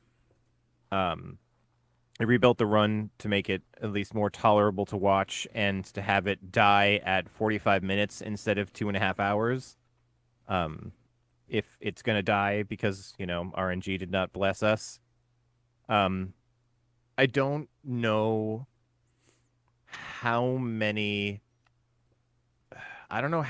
attempts I'll give the world record. It all depends on how close I get in a number of attempts. Like if things are going well and I even get a better second place time and hit like 4 hours or something, then I'll be pretty enthused about giving it more effort and stuff to try to get the world record. But, if after a couple of weeks or, a month or so of attempts at the world record, I may put an Indo down for a little while, try to rebuild the route or see if there's something missing or do some testing to see if I can manipulate bingo or approach it from some other direction. There's no glitches or like sneaky shit that's currently known in the game whatsoever. So if I can find a glitch that benefits me, then like, that's an immediate reason to do the run again. So don't know what I'll do after in Indo or in place of it when I put it, if I happen to put it down. But I think at least for the next 3 or 4 weeks, we'll continue trying to make runs and see how close I can get to a realistic world record time. If you're looking for more speedrun world records to go after, I do know of one that is pretty short. So the time commitment is a lot less. I'm certain that the world record is very not optimized, but you may have to do a couple things that you're not in love with. So I'll send you a link over for speedrun.com/Sonic Pinball Party later on, and you can take a look at that. Nope. Yeah. Nope. Yeah. Nope. Legit, I refuse. I think the world record for that game is like 28 minutes or something. That's 28 minutes that person will never get back, and they still did it the fastest of every person in the world. Yep. On the plus side, sucks. if the run's dirty in a very small amount of time. That's true. Yeah. Just saying. You don't need 2 hours to know if Sonic Pinball Party isn't gonna work out that time around. I mean, I would rather do a 12-hour fucking like Suikoden 2 run instead of a goddamn 28-minute long Sonic Pinball Party run. Isn't Suikoden the one Honestly, that has the shampoo percent? I'd rather eat the sun than that could take you a while. That could take yeah, a no, long I time. don't know what the speed run is for eating the sun, but even if I just die instantly, I'm still doing better. Yeah, and it's Baten Kaitos. Button This is what Kaitos, you're that's talking right, yeah. about. Yeah. Yep. There's a whole video essay on how to pronounce Button Kaitos, and I don't even know if I'm saying it right now. Baten Kaitos. Because usually what you do is you go like, oh, what's the most official source that says it out loud? And they were like, oh, there's basically none that exist that have said it out loud. And you've got a couple like commercials that were not produced by them, so you can't even trust those. Yeah. Oh, that does remind me. For a possible thing for the future of Wednesdays, Dave put together a couple of Final Fantasy VI Worlds Collide nights where we, played on teams, or some individual races kind of things That's right, on right. a seed all together.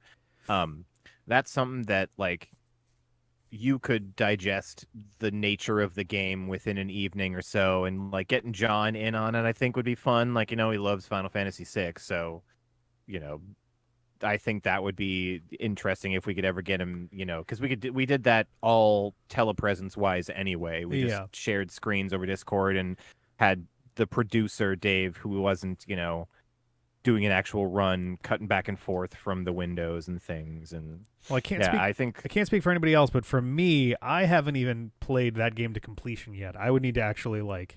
I would Oh, want really? to / need to actually fit. No, I've told the story a couple times. I got to the World of Darkness or whatever the second Ruin. Yeah. or World of Ruin. Yep. And there's a point fairly early on where the map has a fork in the road. You can kind of pick which direction you want to go and then circle back or whatever. And I played for like 2 or 3 hours down one area, and I don't even think I don't think I died. I think like either I was playing on the Game Boy Advance and my batteries died, or the power went out and I was emulating it or something. But regardless, I lost like 3 hours of progress, like literally the Heartbreaker. entire day's worth of playing that I was doing at that point. I was just like, I went back and I was like, oh fuck, all right, fine, and I'm just gonna go down the other way. And I got half an hour down that way, and then something else. Neither of them were game overs. I don't even remember what it was. And somehow I once again forgot to save. And I went back again, and I was like, I think I'm just going to put this down until next weekend. And then I just never came back to it. It wasn't like, oh, this game sucks. It was more just like, oh, that blows. I just don't want to, I don't want to redo all of that right now. Yeah, I mean, I'd love to just play it on the channel, but to be completely honest, if you and Sarah are ever looking for something chill to do, Yeah. playing multi-controller in Final Fantasy VI is great. You split the characters in battle to each person, and it's like a We're going to do that for two-player, for one-player RPG. Secret of Mana one of these days too. I don't think so. John did Secret of Mana, the original version, as a stream. I think he streamed both versions of the game. He never finished the newer, like the remake. Trials. What's that? He streamed. Did he do Trials? Oh, that's right. That's Yeah. right. But he streamed the original Secret of Mana, I believe, and then came back in into the day, you Trials. Or mean? did he do both Trials? Oh God, now I got to look this up. This should be very quick to see. Trials of Mana. No, he did. His streams were Sekiro Shadows Die Twice, Final Fantasy VI, Trials of Mana, Final Fantasy VII Remake, Trials of Mana 2020. Okay, yeah. So it was only Trials. He never did Secret. Yeah, because Secret, you can actually, with a multi-tab, you can do 3-player gameplay on that. I know that. Yep. The Trials of Mana one is hilarious because much like with what Resident Evil 4 is doing, they're just like, oh, let's put out a re-release of this in like a funky way. Also, we're remaking the game that comes out next year. I'm like, oh, okay. Feels weird that you did it like this. Like, it's Weird. neat that they put out they had never translated it before. John did finish, if I'm not mistaken, Final Fantasy VII-R, right? Yes. Or at least what exists of the game so far, like Yeah. Chapter 1 or whatever the fuck they're calling it. I think it's just Final Fantasy VII Remake. The other ones are going to have different titles. They've announced the titles, too. I'm so bummed. I had my prediction from a million years ago, and Reunion, which would make the most sense for the Act 3 of the game, is getting used for the Crisis Core remake instead. And I was like, wait, really? Okay. Oh, yeah, so he didn't play Intergrade, but that was like a weird yeah, DLC. he hasn't played Intergrade. Yeah. I think the next one is what? Final Fantasy VII Rebirth, I think. I don't know. I was hoping for a remaster of the original game, and it's just very different. Yeah, it's like contextually, it is sort of like not a continuation exactly because it does a lot of like wonky timeline shit apparently, but like Yeah. it all mean, I kind might- of coexists, I guess. I might be fascinated with the story if they finished the game when they released it. Like, Seriously. but they didn't. They didn't. They didn't. They did disc 1.5. That's Yeah. it. Yep, Final Fantasy VII remake. No, I think they essentially did disc 1 and then a couple new things at the end, and that was just it. Like where disc 2 normally starts is not in 7 remake, I don't believe. And it's just like, fuck. Disc 1 is like kind of is basically the streamlined portion of Final Fantasy VII. Yeah, Like it's a I'm very pretty sure linear that- experience. Well, disc 1, disc 2 is when you get out of Midgar. if Yeah, I'm disc not 2 mistaken. is the open world portion of the game. Yes, where you kind of welcome pick to the your own. world. Yeah, exactly. And then disc 3, I forget exactly what starts that one. Is that after the cannon gets fired? I'm trying to remember where man, that I don't know. is. I don't remember where the discs start. And oh, that's right. Oh wow, wait a minute. Disc 1 is Eris. Jesus Christ. I know as Eris. I know that it's always been Aerith. And Yeah, the, I'll never the say remake, Aerith. Yeah, I'm sorry. It sounds like I'm saying it with a lisp. I don't know. It doesn't sound right to my brain. It's not a cool name. Eris is like I always thought it was a cool name because Aeris, Eris with the air in there, but also heiress, like you are the heir to something. Oh yeah. I thought that was a portion of the name, but And yeah, yeah, disc no, 3 is I'm just the not- final boss area, which it shares with Final Fantasy 8. That's the only one that I can remember, like, because I had a scratched up disc 4 when I tried to play it a million years ago. Disc 4 is literally just, hey, the entire world is inaccessible. You have to go here. You've got a couple shops on your ship, or in your. I forget if you have a ship at that point, or if you're still in the garden. But you literally can only go to Ultimisia's palace. yeah, And that's it. And then it's please put in. And instantly you disc. lose all of your mechanics, like your game menu mechanics get stolen from you. And my disc was so scratched that each screen took about 2 to 3 minutes to load. And you need to go back and forth a lot in there, and I just did not have the patience for it. So that's another one that's technically gone unfinished, but like I was in the final area and I had a pretty decent idea of where things were headed. 6, I'm like 60 maybe % of the way through that game. Final Fantasy 8, I was like 97% of the way through that game. No, FF6 holds up so much, and if you want like an actually improved experience, Yeah. there are ROM hacks that don't do anything fancy or change the game at all. They just fix mechanics that don't actually work in FF6. Final Fantasy long history of having broken mechanics. That is a good experience as well.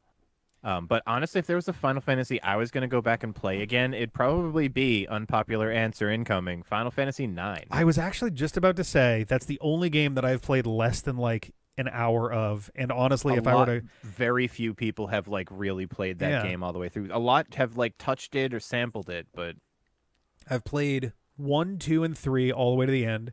I technically haven't beaten 4 because they just pull the fucking rug out from under you. You beat the final boss. Just kidding. Here's a much harder final boss.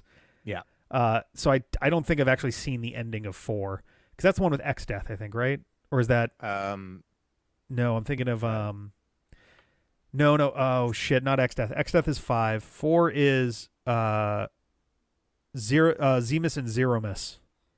Yes. They have Zemus, and I beat Zeromus. Zemus, and then it's like, oh, actually, just kidding. He's got a way more fucked up form. You need another like 10 levels to even approach. And I was like, oh, then I'm just not gonna finish this now. Whenever I was playing it, I was just like, I had no patience for that. I did beat 5. 4 is Cecil Kane. Yeah, Rosa that's the one where Edge. you're on your quest to make Become good a good on boy. Yeah, become a good boy. Oops, I blew up and burned down a village full of innocents. Time to go be a good boy. I'm tired of killing innocents. Yep, had a whole Time to life be a of it, good and boy. I'm just kind of done. I mean, Played you 7, did but get everyone powered up pretty good. yeah, everyone on the fucking planet has played 7. I played 8 basically all the way through. I played 9 for like maybe an hour, and I got to, I think when everyone escapes and hops on like a train or something, and I think I was just sitting there. 8, you said? And 9. It might not have been a train. 9. I thought it was a train or maybe it was a tunnel, but there was a point where the main characters or like the characters in the party are all just like, whoo, wow, that was crazy.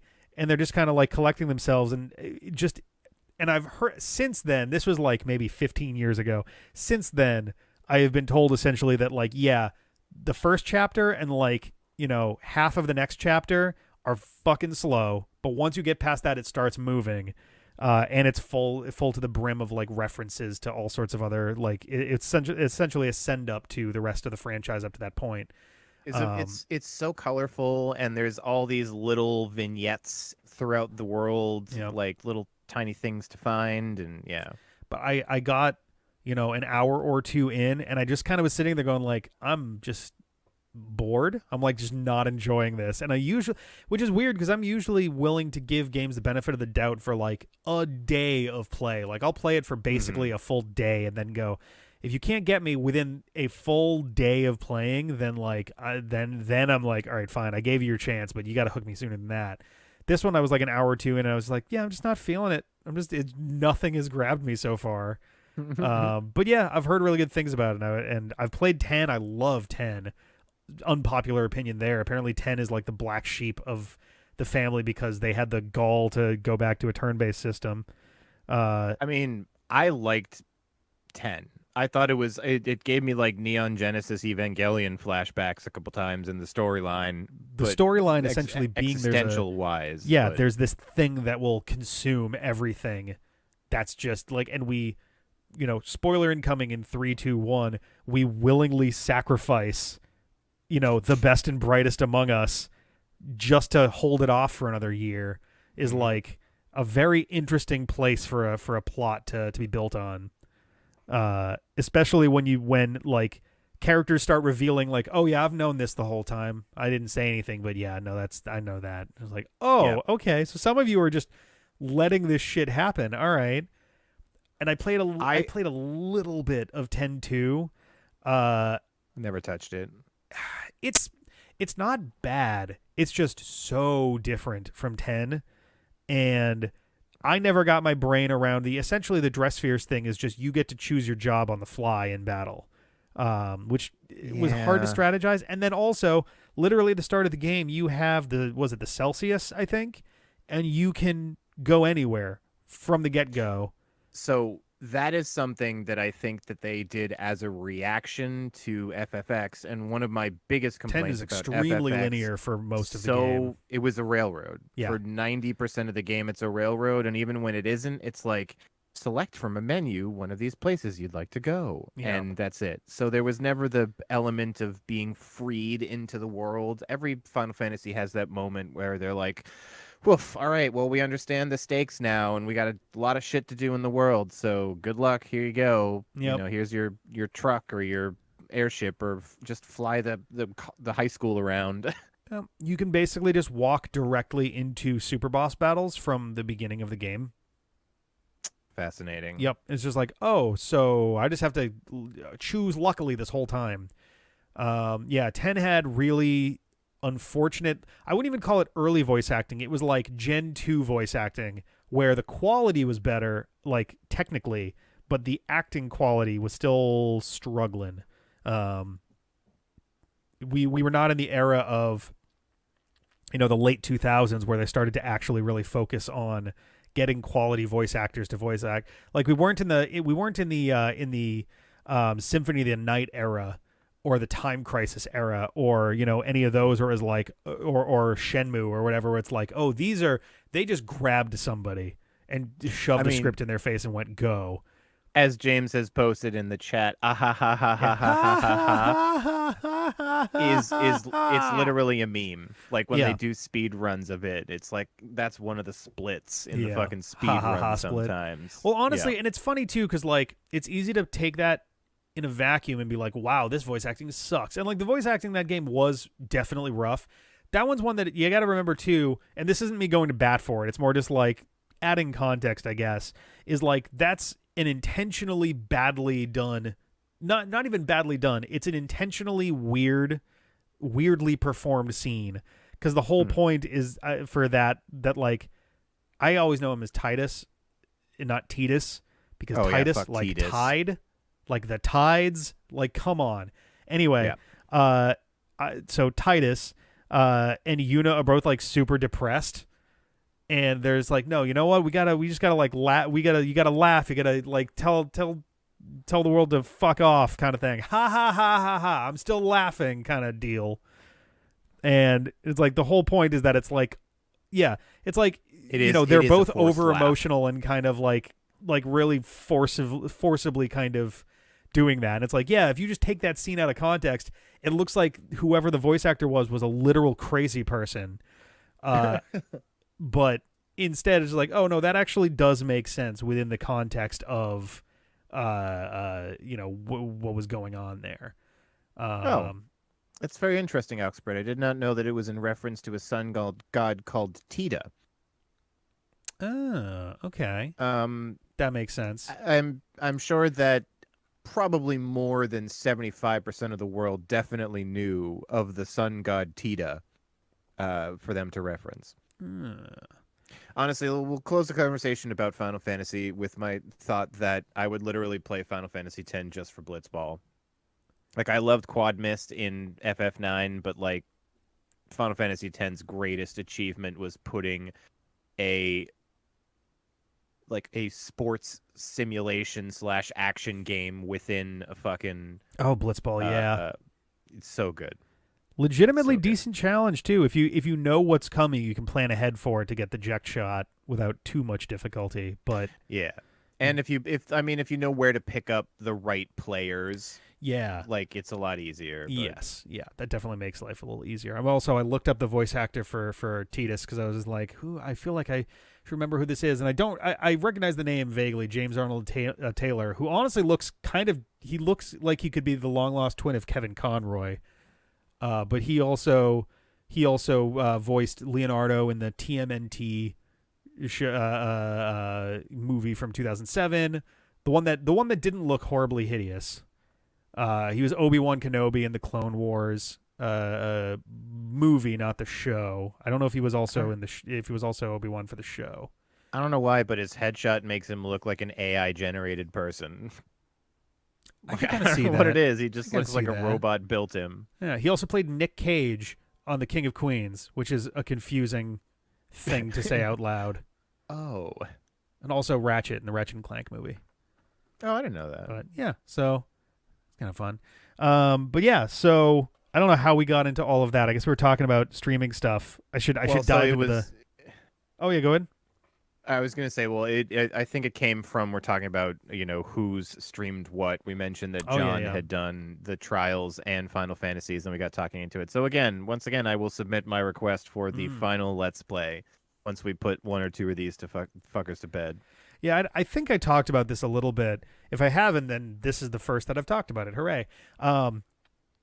Years ago, obviously, literally like... Oh, and the randomizer, you're right. Oh, yeah. That's the other thing that it would be fun to get you in on. But maybe finish FF6 first. Somewhere around 2016, maybe 2017, because we had just been figuring out like 5th anniversary kind of celebratory stuff. And I started thinking like, okay, what would I want to do for like a 10th anniversary thing? A hypothetical, if we go that long, 10th anniversary. And one of the things that came to mind was, the first 10 Final Fantasy games are all pretty like straightforward in terms of how they work, and then after that there's 11, there's 10-2, and there's 11, which is an online game, and there's 12, which is a gigantic, almost like oh god, I can't even think of the term for it all of a sudden. Think like World of Warcraft and EverQuesty style games. I don't know why MMO? my brain is MMO. Thank you. I was like, I've forgotten the term for it. It's not an MMO, MMO, but legitimately an MMO, and one was like built like one, but it wasn't. Yeah. And like Final Fantasy 12 is like structured very similarly to one, but it is, I think when it first came out, the description that I usually used was like a massively single player offline role playing game. It just has so many of the elements of an online RPG. I think the only thing that it was missing was a literal menu of like cooldown attacks and stuff and spells.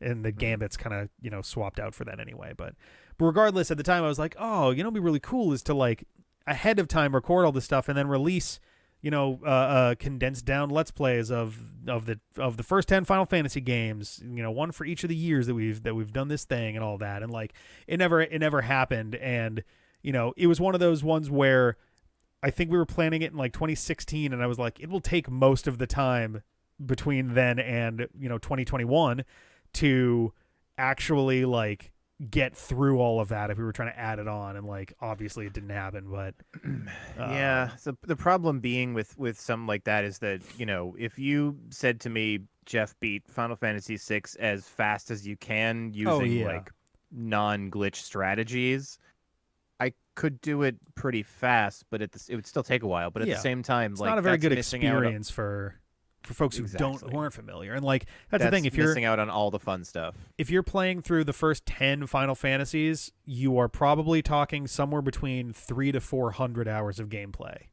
more than likely. Somewhere in that ballpark, maybe less, probably not. I would imagine 300 is a pretty decent estimate for all 10 of those games put together, and that's only because the first handful of Final Fantasy games are relatively short, But yeah, that was the thing. It was just like doing that over 5 years. That's still 60 hours of this a year, and that's like at least an hour of gameplay every week for 5. And it's like this is untenable as like a non-streamed thing. And at the time, our streaming it's just too dense. Yeah, our streaming capabilities were god awful.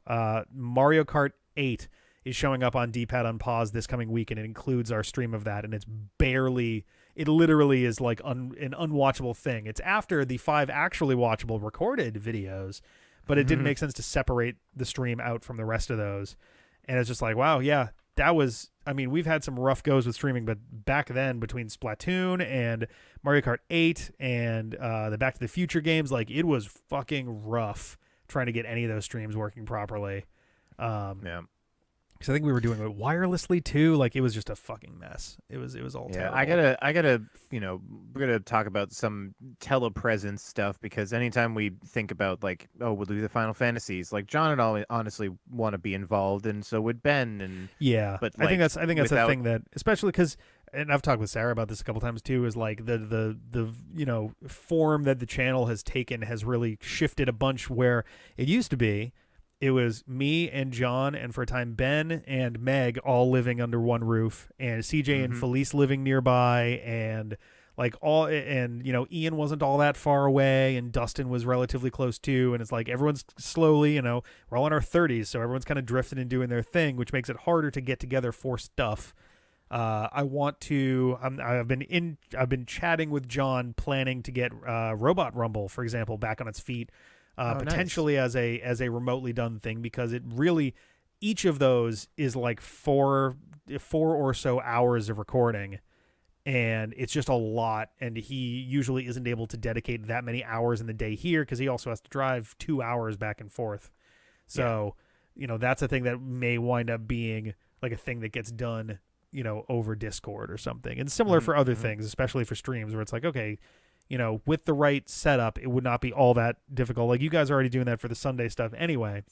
Yeah. Where there's, folks who are coming in remotely too. So we did Among Us with like 12 people. Yeah. Capturing everyone's webcam and controlling who could be heard. And then we even piped in,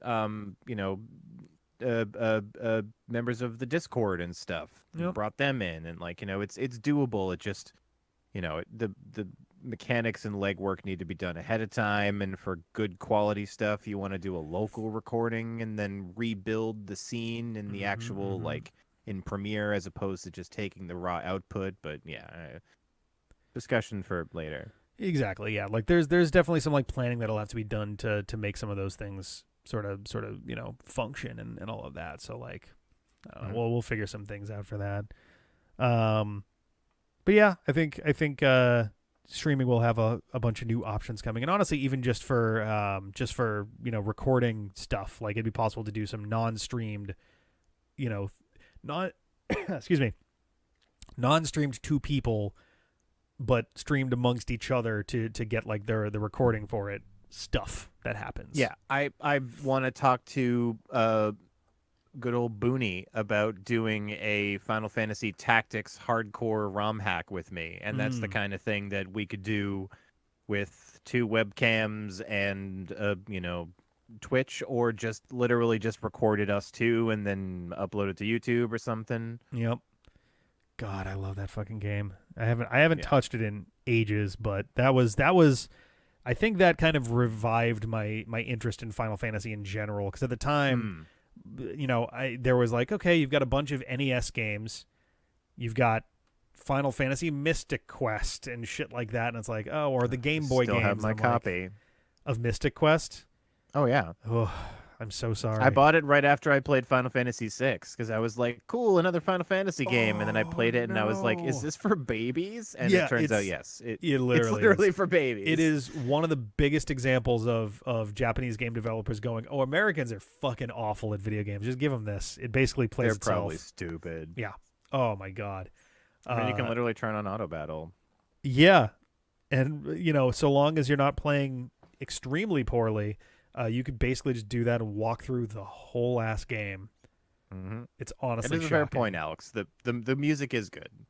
Music's alright, and even some of the sprite art is pretty good, even though some of it sucks dick. But I digress.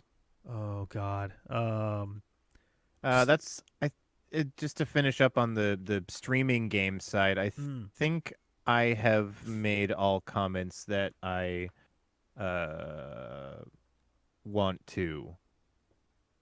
Okay, cool. I think we've covered all of the streaming stuff. I guess, while we're just talking about streaming, I'll mention at the end too, but the next Patreon Hangout is going to be on Friday, October 28th, the last Friday of October. We're sticking with last Friday of the month. I think, let me double check this real quick, because that also means like more than likely the day after Thanksgiving, but sometimes Sarah and I are gone for that kind of weekend, so like that might move. And also there is a possibility of us needing to move it around. I guess not. For December, the 30th is the last Friday, and nobody does anything on the 30th, so that should be fine. Oh, that October 28th, I may actually be able to be there that Friday night. Nice. Excellent. Yeah, and I think the Discord thing, this was kind of a test balloon for, and I think it worked out pretty well. I think that this will be an easy enough thing to have people in for. The one thing for me is there's no way for me to do this without hearing my own voice. So I've got a headphone in, and this is how I'm hearing Jeff and Dave, but also it's feeding it back to me because I'm literally listening to the audio output that's going through to the stream itself. Thankfully, there's no delay. That was the biggest thing for me, is like, if I'm going to speech jammer this thing, it's going to be awful. But no, it's instant return. So I'm just like, okay, that's not too bad. We can talk about a couple of the Discord miking and audio routing strategies that we've had to use for like multiplayer Sundays and stuff to make it more simple and tolerable. James games, it's not a V, it's an A. There are multiple final bosses in Final Fantasy that are susceptible to being healed to death. I won't elaborate, but there are others in case it matters to folks and don't want it spoiled. So, but yeah, okay. What did we not talk about? Pokemon. We didn't talk about Pokemon. Brilliant Diamond, Shining Pearl. We are going to move forward with Shining Pearl as soon as John is here to do some. I have suggested before, like, hey, if you can manage it, you can record stuff over there, or we can do some remote stuff and just, share the screen that you're recording it to, and we can do that if you're nervous about doing it by yourself after the gamer last time. It's funny too because he's got almost nothing to do in this chapter. He's basically going to have no choice but to go immediately to the next gym battle. He's got Route 212 or something that he can go up, and that's it. Everything else he's already done because he went the long way. He actually went past a gym city into the next one because he fought Crasher Wake, and I have not. So one cannot let fear paralyze oneself. Well, actually, it's a lie. I was about to say I did it alone. Well, I did solo commentary, but I had chat as backup for checking idiocy or being like, I'm not wrong in remembering this kind of thing. So Yep. we got to get this finished because Scarvio is going to come out in, I don't know, 2 weeks, 1,000 years. I don't actually remember 2 when months, it's coming out. somewhere in November. I don't remember the exact date, but it Yeah, is a November that's release. so fucking close. Yep, it is. It is going to be next month, 2 hours from now. Okay, so that's Diamond Pearl. Diamond and Pearl. Pokemon Legends Arceus remains kind of a back burner game. We're just kind of filling it in when we have time. We're feeling the energy when we have other stuff that's just kind of waiting in the wings. There might be some more that happens this weekend. We will see. The Isle of Armor is just like trying to get the lottery of you and Ben here on the same day. The one time it happened, we were doing Face Off.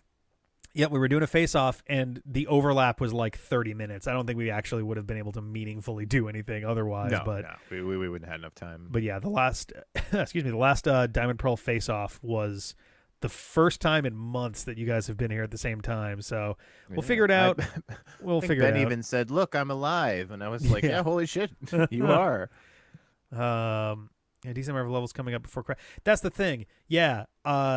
I was very proud of myself in the Diamond Pearl face-off number 3. Literally brought it down to one move despite having nearly an entire chapter less of like leveling up going on. So I'll be very happy to. I'm low-key extremely curious what happens when we actually hit the level 50 cap for battles. I haven't gone back. I wanted to go back and check. And if anybody is feeling bored, they're welcome to. I'm not gonna like suggest anybody do, but I'm considering doing this myself. I want to go back and compare of the Pokemon who actually land on the battlefield in each face-off, what the face-off record is depending on which total level is higher. I'm curious about that because I think when we are even levels, I have one more than I've lost in terms of face-offs. I think when there is no level advantage on John's side, or at least when it's very slight, I have won more than 50% of the time. Mm-hmm. I think. I honestly don't know if there's basically ever been a time where I've had a level advantage outside of times where John has lost Pokemon immediately before the face-off. Yeah, and then been like, I don't want to grind anymore. I'm just going to do this. Yeah. But yeah, I especially, I mean, granted, I went first for chapter 3, so I didn't have a whole lot to say anyway, but I was honestly kind of fine with John going forward in routes because it means he's got wit. So now, he goes first into the next area. He's already over leveled for that gym anyway. He's really not going to have much of an opportunity to do stuff. And by virtue of being first, I can level up to match or exceed his levels for the next one anyway. It's going to happen whether I try to or not, honestly. There's enough stuff between the two cities that it's going to be kind of trivial for me to wind up, being leveled over. But I'm not like going to go and grind like crazy. It's just going to kind of happen. Strategically, I feel like I was doing generally pretty good on that one. I gotta lock down the beginning better, and I need to better use Alakazam. That was such a waste. That was the biggest bummer to me. I don't know if it would have turned the tide, but it was a waste of Alakazam when I could have been smarter about that. Yeah, it was, let's say, suboptimal. But to be completely honest, like that matchup was one of the better ones I've watched on the D-pad. Yeah, like it was pretty well managed by both you and John. Neither of you did anything like outrageously bad, mistake on both of your sides here or there. And like, again, coming down to like maybe a speed tie or one miss or like something surviving with 2 HP kind of thing, and it would have gone the other way. So, the improvements to be made, but all in all, I gotta say it was a good match. Yeah, I feel pretty good about it. And again, like I was coming at it with a level disadvantage and still managed to bring it down to literally, one miss. That's it, man. One miss would have made all the difference on that. And it's like, all right, one fucking move. Yep. And it's like, all right, I can live with that. Especially this early in the game. Like, it's a different story when it's like, oh, it's matchup number 9 and I lost on a coin flip. I was extremely salty about that one, and I don't even feel bad about it, honestly. But for this one, it's like, all right, I'm up 2-1. I get the advantage coming into this next one, and I don't even need it anyway. And if I can clean that one up, then I only have to win 2 of the remaining 5 to actually like lock this one down. Well, Not planning I'm on taking my excited- foot off the gas, but Oh hell no! no. I am excited for the final modern Nuzlockable Pokemon to be over with. Yeah. I mean, so we if we get a similar situation to Omega Ruby or Alpha Sapphire or Brilliant Diamond Shining Pearl for Black and White, we may do similar there. But the plan is the next one that we're going to padlock is going back to Heart Gold, Soul Silver, and then off to I think at that point it's just Black and White 2. I don't know how I'm gonna do it, but I'm gonna fucking muscle my way into one of these goddamn Nuzlocks somehow. Whether I'm gonna be a tertiary challenge or fight John in Mortal Kombat You for just the have spot or something. I don't know. You just have to make your own hack of Pokemon Cranial Crystal, and you're good to go. Cranium Crystal, Cranial Crystal. I'll just change the splash screen at the beginning and we're good. Yeah, there we go. Hey, Nobody will know. How come this one has the exact same encounters as Heart Gold? I don't know. It's weird. I don't know, but this is They just decided that Hoa liver was the silver. yeah. They just decided that Lugia was the box art mascot again. I don't know why they demoted Suicune like that, but whatever. They love Lugia so much. It's weird. Anyway, Suicune probably. mhm. It looks like Suicune to me, so I've always known it as that. I mean, so Pokemon names are dumb. If Brilliant Diamond and Shining Pearl had been on a more consistent release schedule, Oh yeah. Peter and I actually had plans we were both building teams along with you and John as you were progressing, and we had the idea of being the Team Rocket analog or whatever the fuck the Team Galactic, I think. Galactic, yes. We were going to come in and challenge both of you as Team Galactic, quote unquote, for like a double battle or like do a couple of 1v1s or something like that as the antagonists or whatever. But, the cadence and the timing of everything kind of slowed down. And then Peter had to go and do fair stuff for the last month and for the next 3. And John, it's tough for him to get out. So It is true. I don't know if we've done a 2-on-2 battle. I don't think because we've done double. We did a double battle, not a 2-on-2 battle, and that Right. was that Ruby Sapphire? Is that X and Y? I forget which. We did it for one of them. I think it was Ruby Sapphire because Tate and Liza are a double battle gym, and we was like, yeah, all right, we'll have the real one, and then we'll do an exhibition match that's a doubles battle. Mhm. I don't even remember how it went, but flank steak silver. I like the sound of that. oh god, this has nothing to do with anything, but it just kind of blew my mind recently. So I've been having an issue where I've needed to, because I'm uploading to 2 channels and I can't do it simultaneously. Sometimes it helps to be able to upload to both at once. So I have stuff uploading from like the MacBook. And there was no really easy way to do that because it's all USB connections, and this PC is all USB, standard kind of connections, USB-A, I think. And so I was like, fuck, I just got to get myself. So I got myself a like USB to USB-C, and I was like, oh, I need a flash drive, and it's got to be big enough to handle these videos. So it turns out for like $50-$60, you can now get yourself a terabyte flash drive. Dang. Which is like, Jesus Christ, these massive fuck off hard drives that are sitting around here, some of them are literally only 4 times this. What is the brand on that flash drive?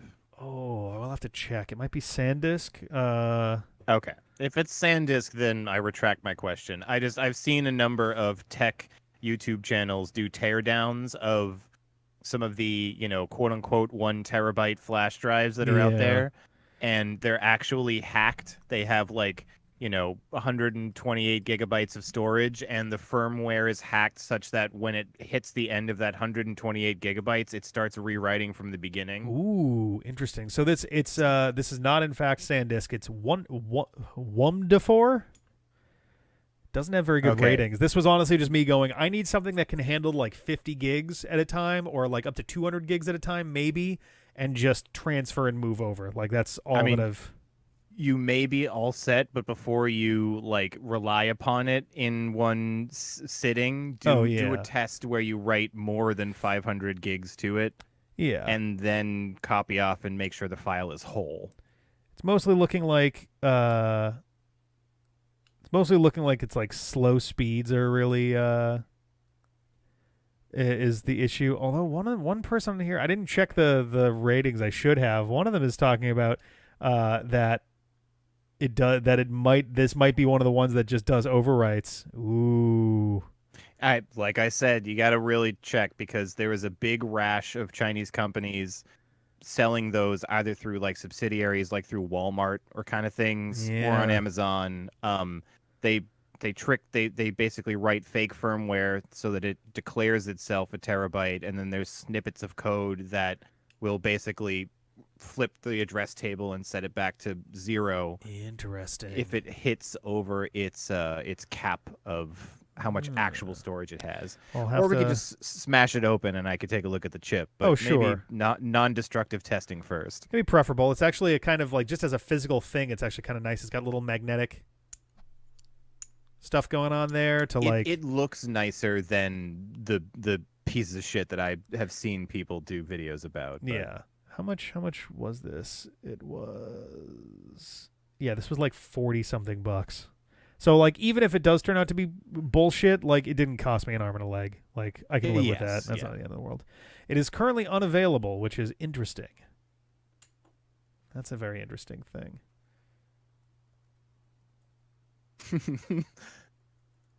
I'm also just typing in to see like if there's similar ones that are currently. Yeah, there's a bunch.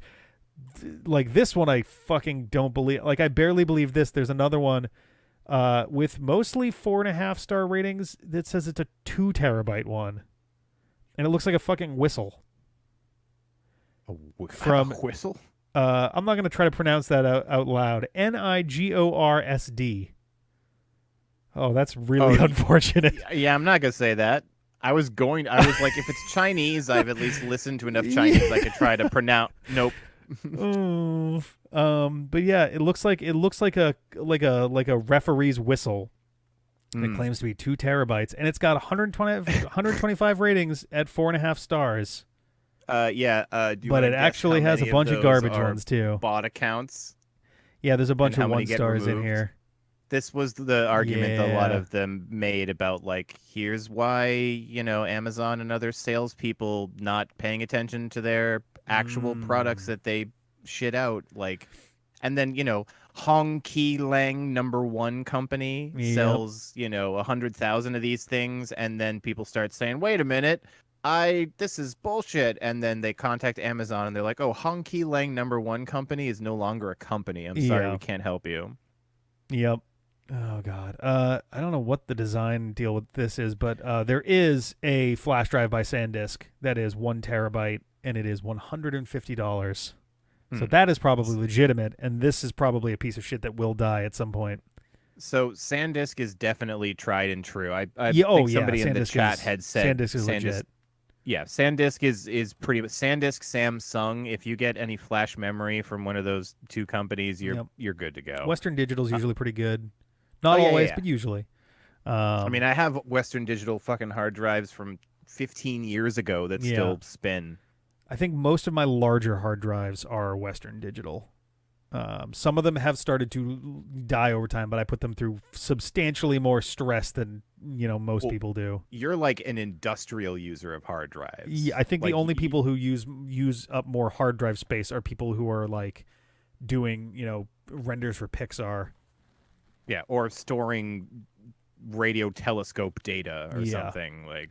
Or the servers for folding at home. Mm-hmm. There's a lot of like $30 ones on here. It's very suspicious. Yeah, this thing is It's probably also very possible that they lied about the transfer speeds, so the carrier chips and the interface chips are crappier, so they'll be slow, but still actually the right capacity.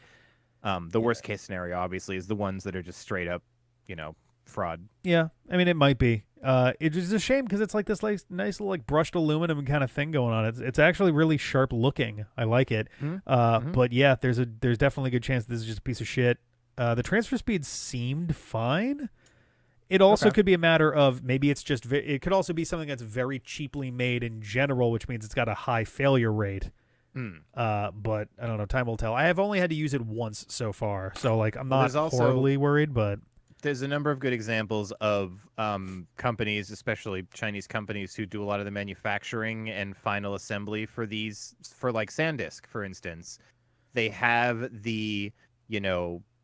they have leftovers from every run of SanDisk things they do, and then they just basically take the SanDisk parts, say that they destroyed them, and then package them together in a cheap thing because it's basically free for them to sell. They sell out of whatever inventory they have left over from their production order that they got, and then they close the company, kind of thing. So it could be even like a fucking SanDisk thumb drive that like you have. Just like a oh, what the hell's the name of it? There's like I was gonna say like Overstock, but that's not it. There's that site where essentially it's just resale stuff all over the place. Wholesale or maybe a factory cast off is another Something along way to those put lines. it, There's but- a particular site that is well known for being essentially just a reseller site. I can't for the life of me remember, but I don't know. That's okay. Well, I'm sorry to pull that tangent very suddenly. no, it's fine. It's fine. When you said Wong Hao Ki Lo or whatever it was, I was WOMDO and then the word for. Yeah, I was like, yeah, okay, maybe it's worth double checking. I mean, it's cheaper than the fidget spinner that I bought and lost at some point, and it's fun to play with. So, worst case scenario, I bought a $40 fidget spinner. Hey, and it probably has 256 gigabytes of capacity. at Probably, minimum, yeah. like- It's probably fine. The biggest issue was when we got into the legendary Let's Play portion of D-Pad Unpaused, we had a lot of like 10, 11 and a half hour videos back to back to back to back. Oof. And it locked up my uploads for so long that I couldn't upload stuff to the main channel. So I was like, I got to figure out something else because these need to run for so long and I can't step away from them long enough to upload other things.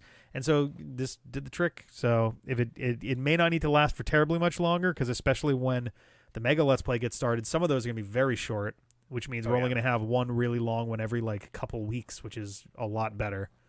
So we'll see. We'll see. We talked about Pokemon.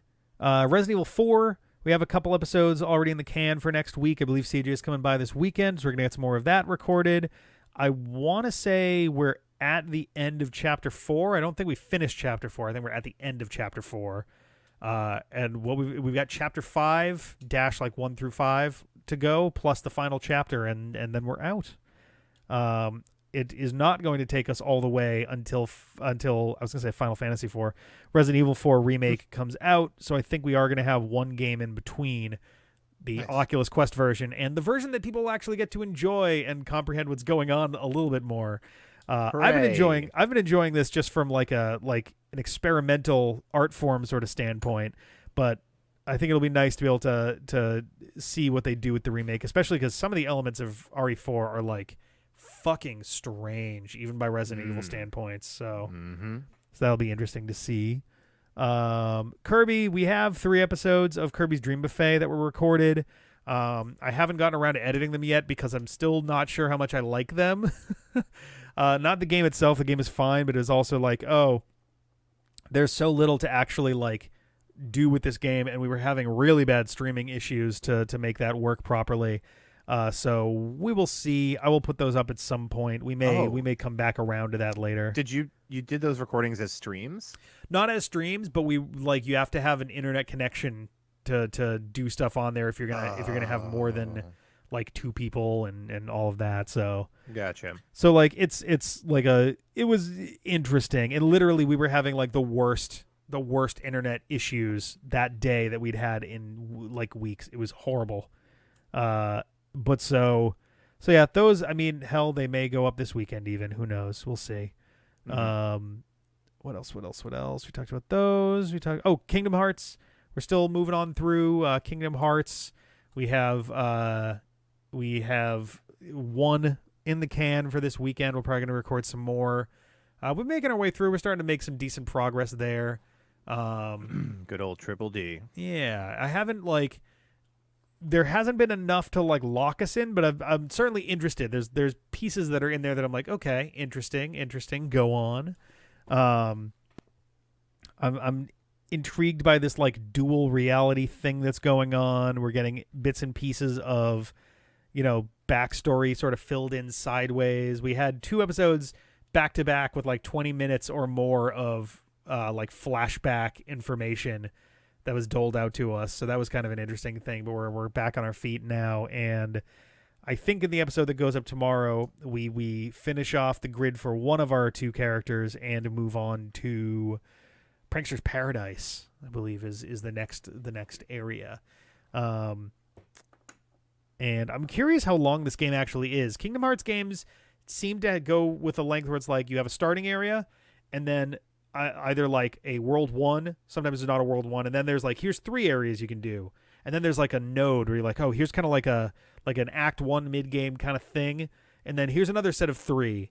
And then like here's a late game thing, and then there's like 2 or 3 levels in a row that are more linear ride to the finish.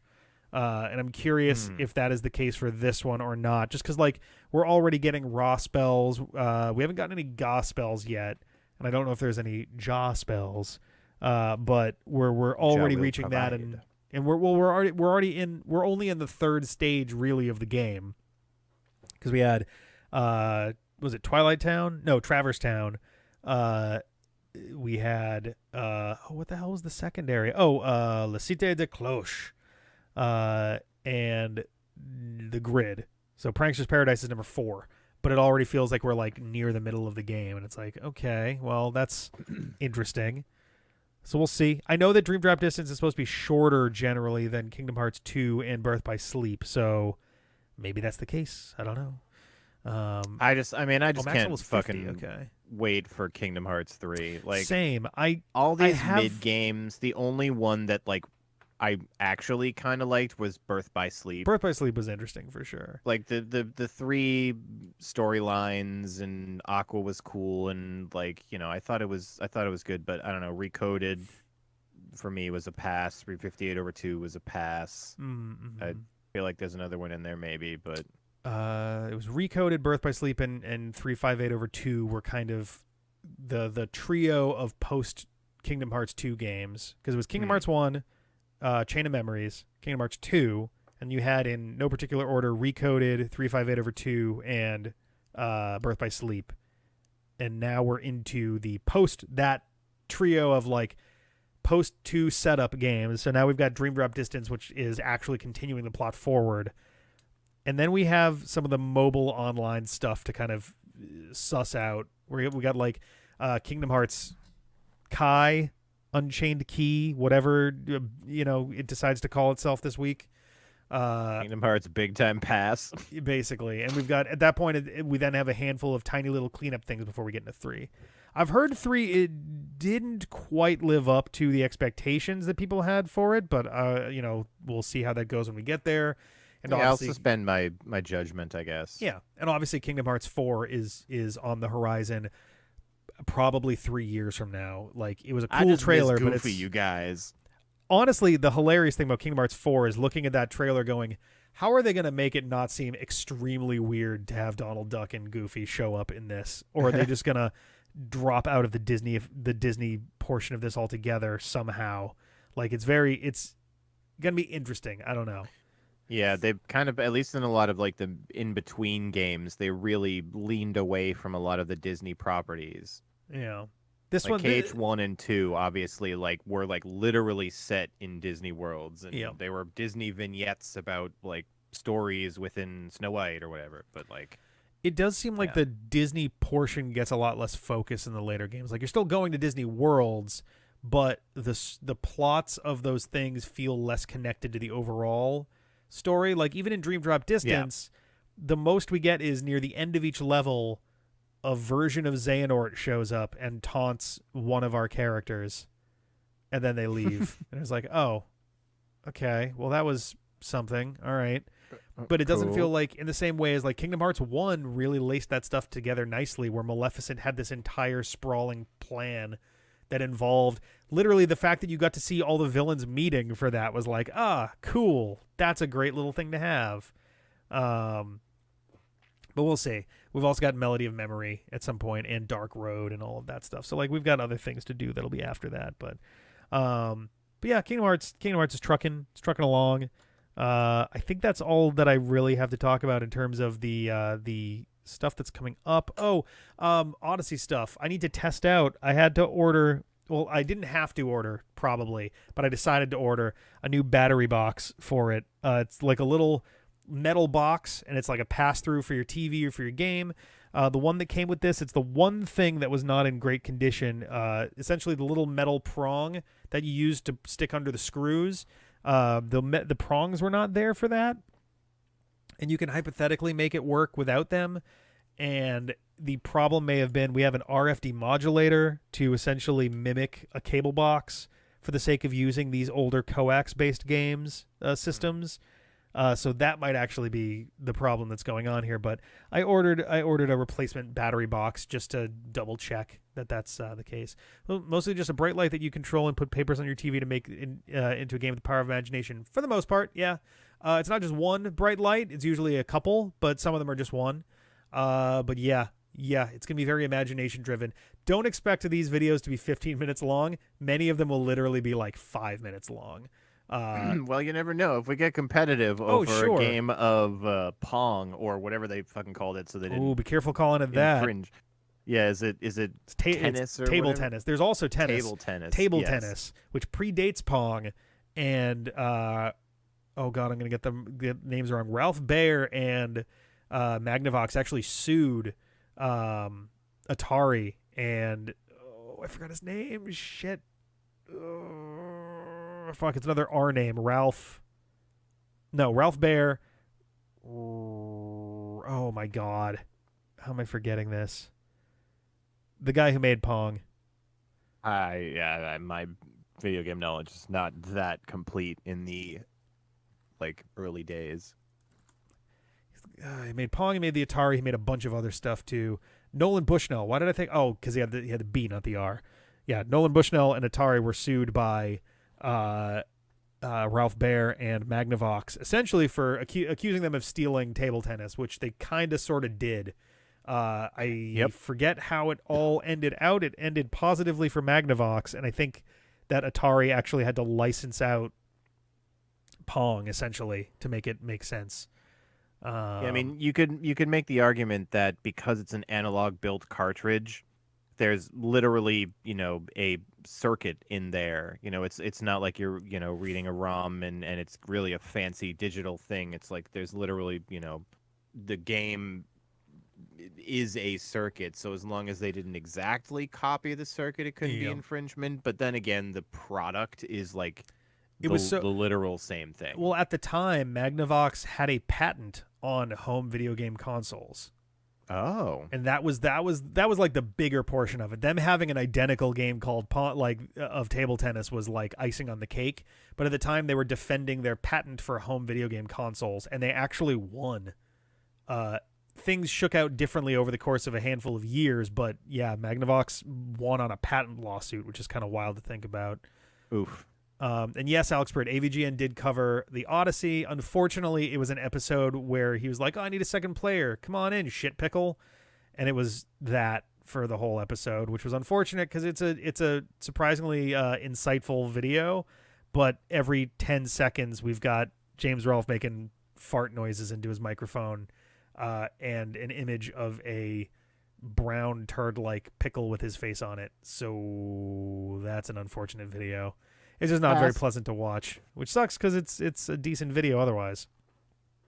But yeah, assuming everything goes well with that, you should be seeing videos for that coming Monday. Yeah, he does less of the ridiculous, that kind of shit nowadays, which he's unfortunately got an issue with some. His fan base is splintered in a really unfortunate way right now, and some of them are not taking to the new approach very well, unfortunately. But yeah, no, it's honestly, I like hearing his real commentary on this stuff when he's not just stringing together the expletives. It worked really well for the early 2000s when YouTube was brand new, and that was the whole goal. I guess late 2000s, but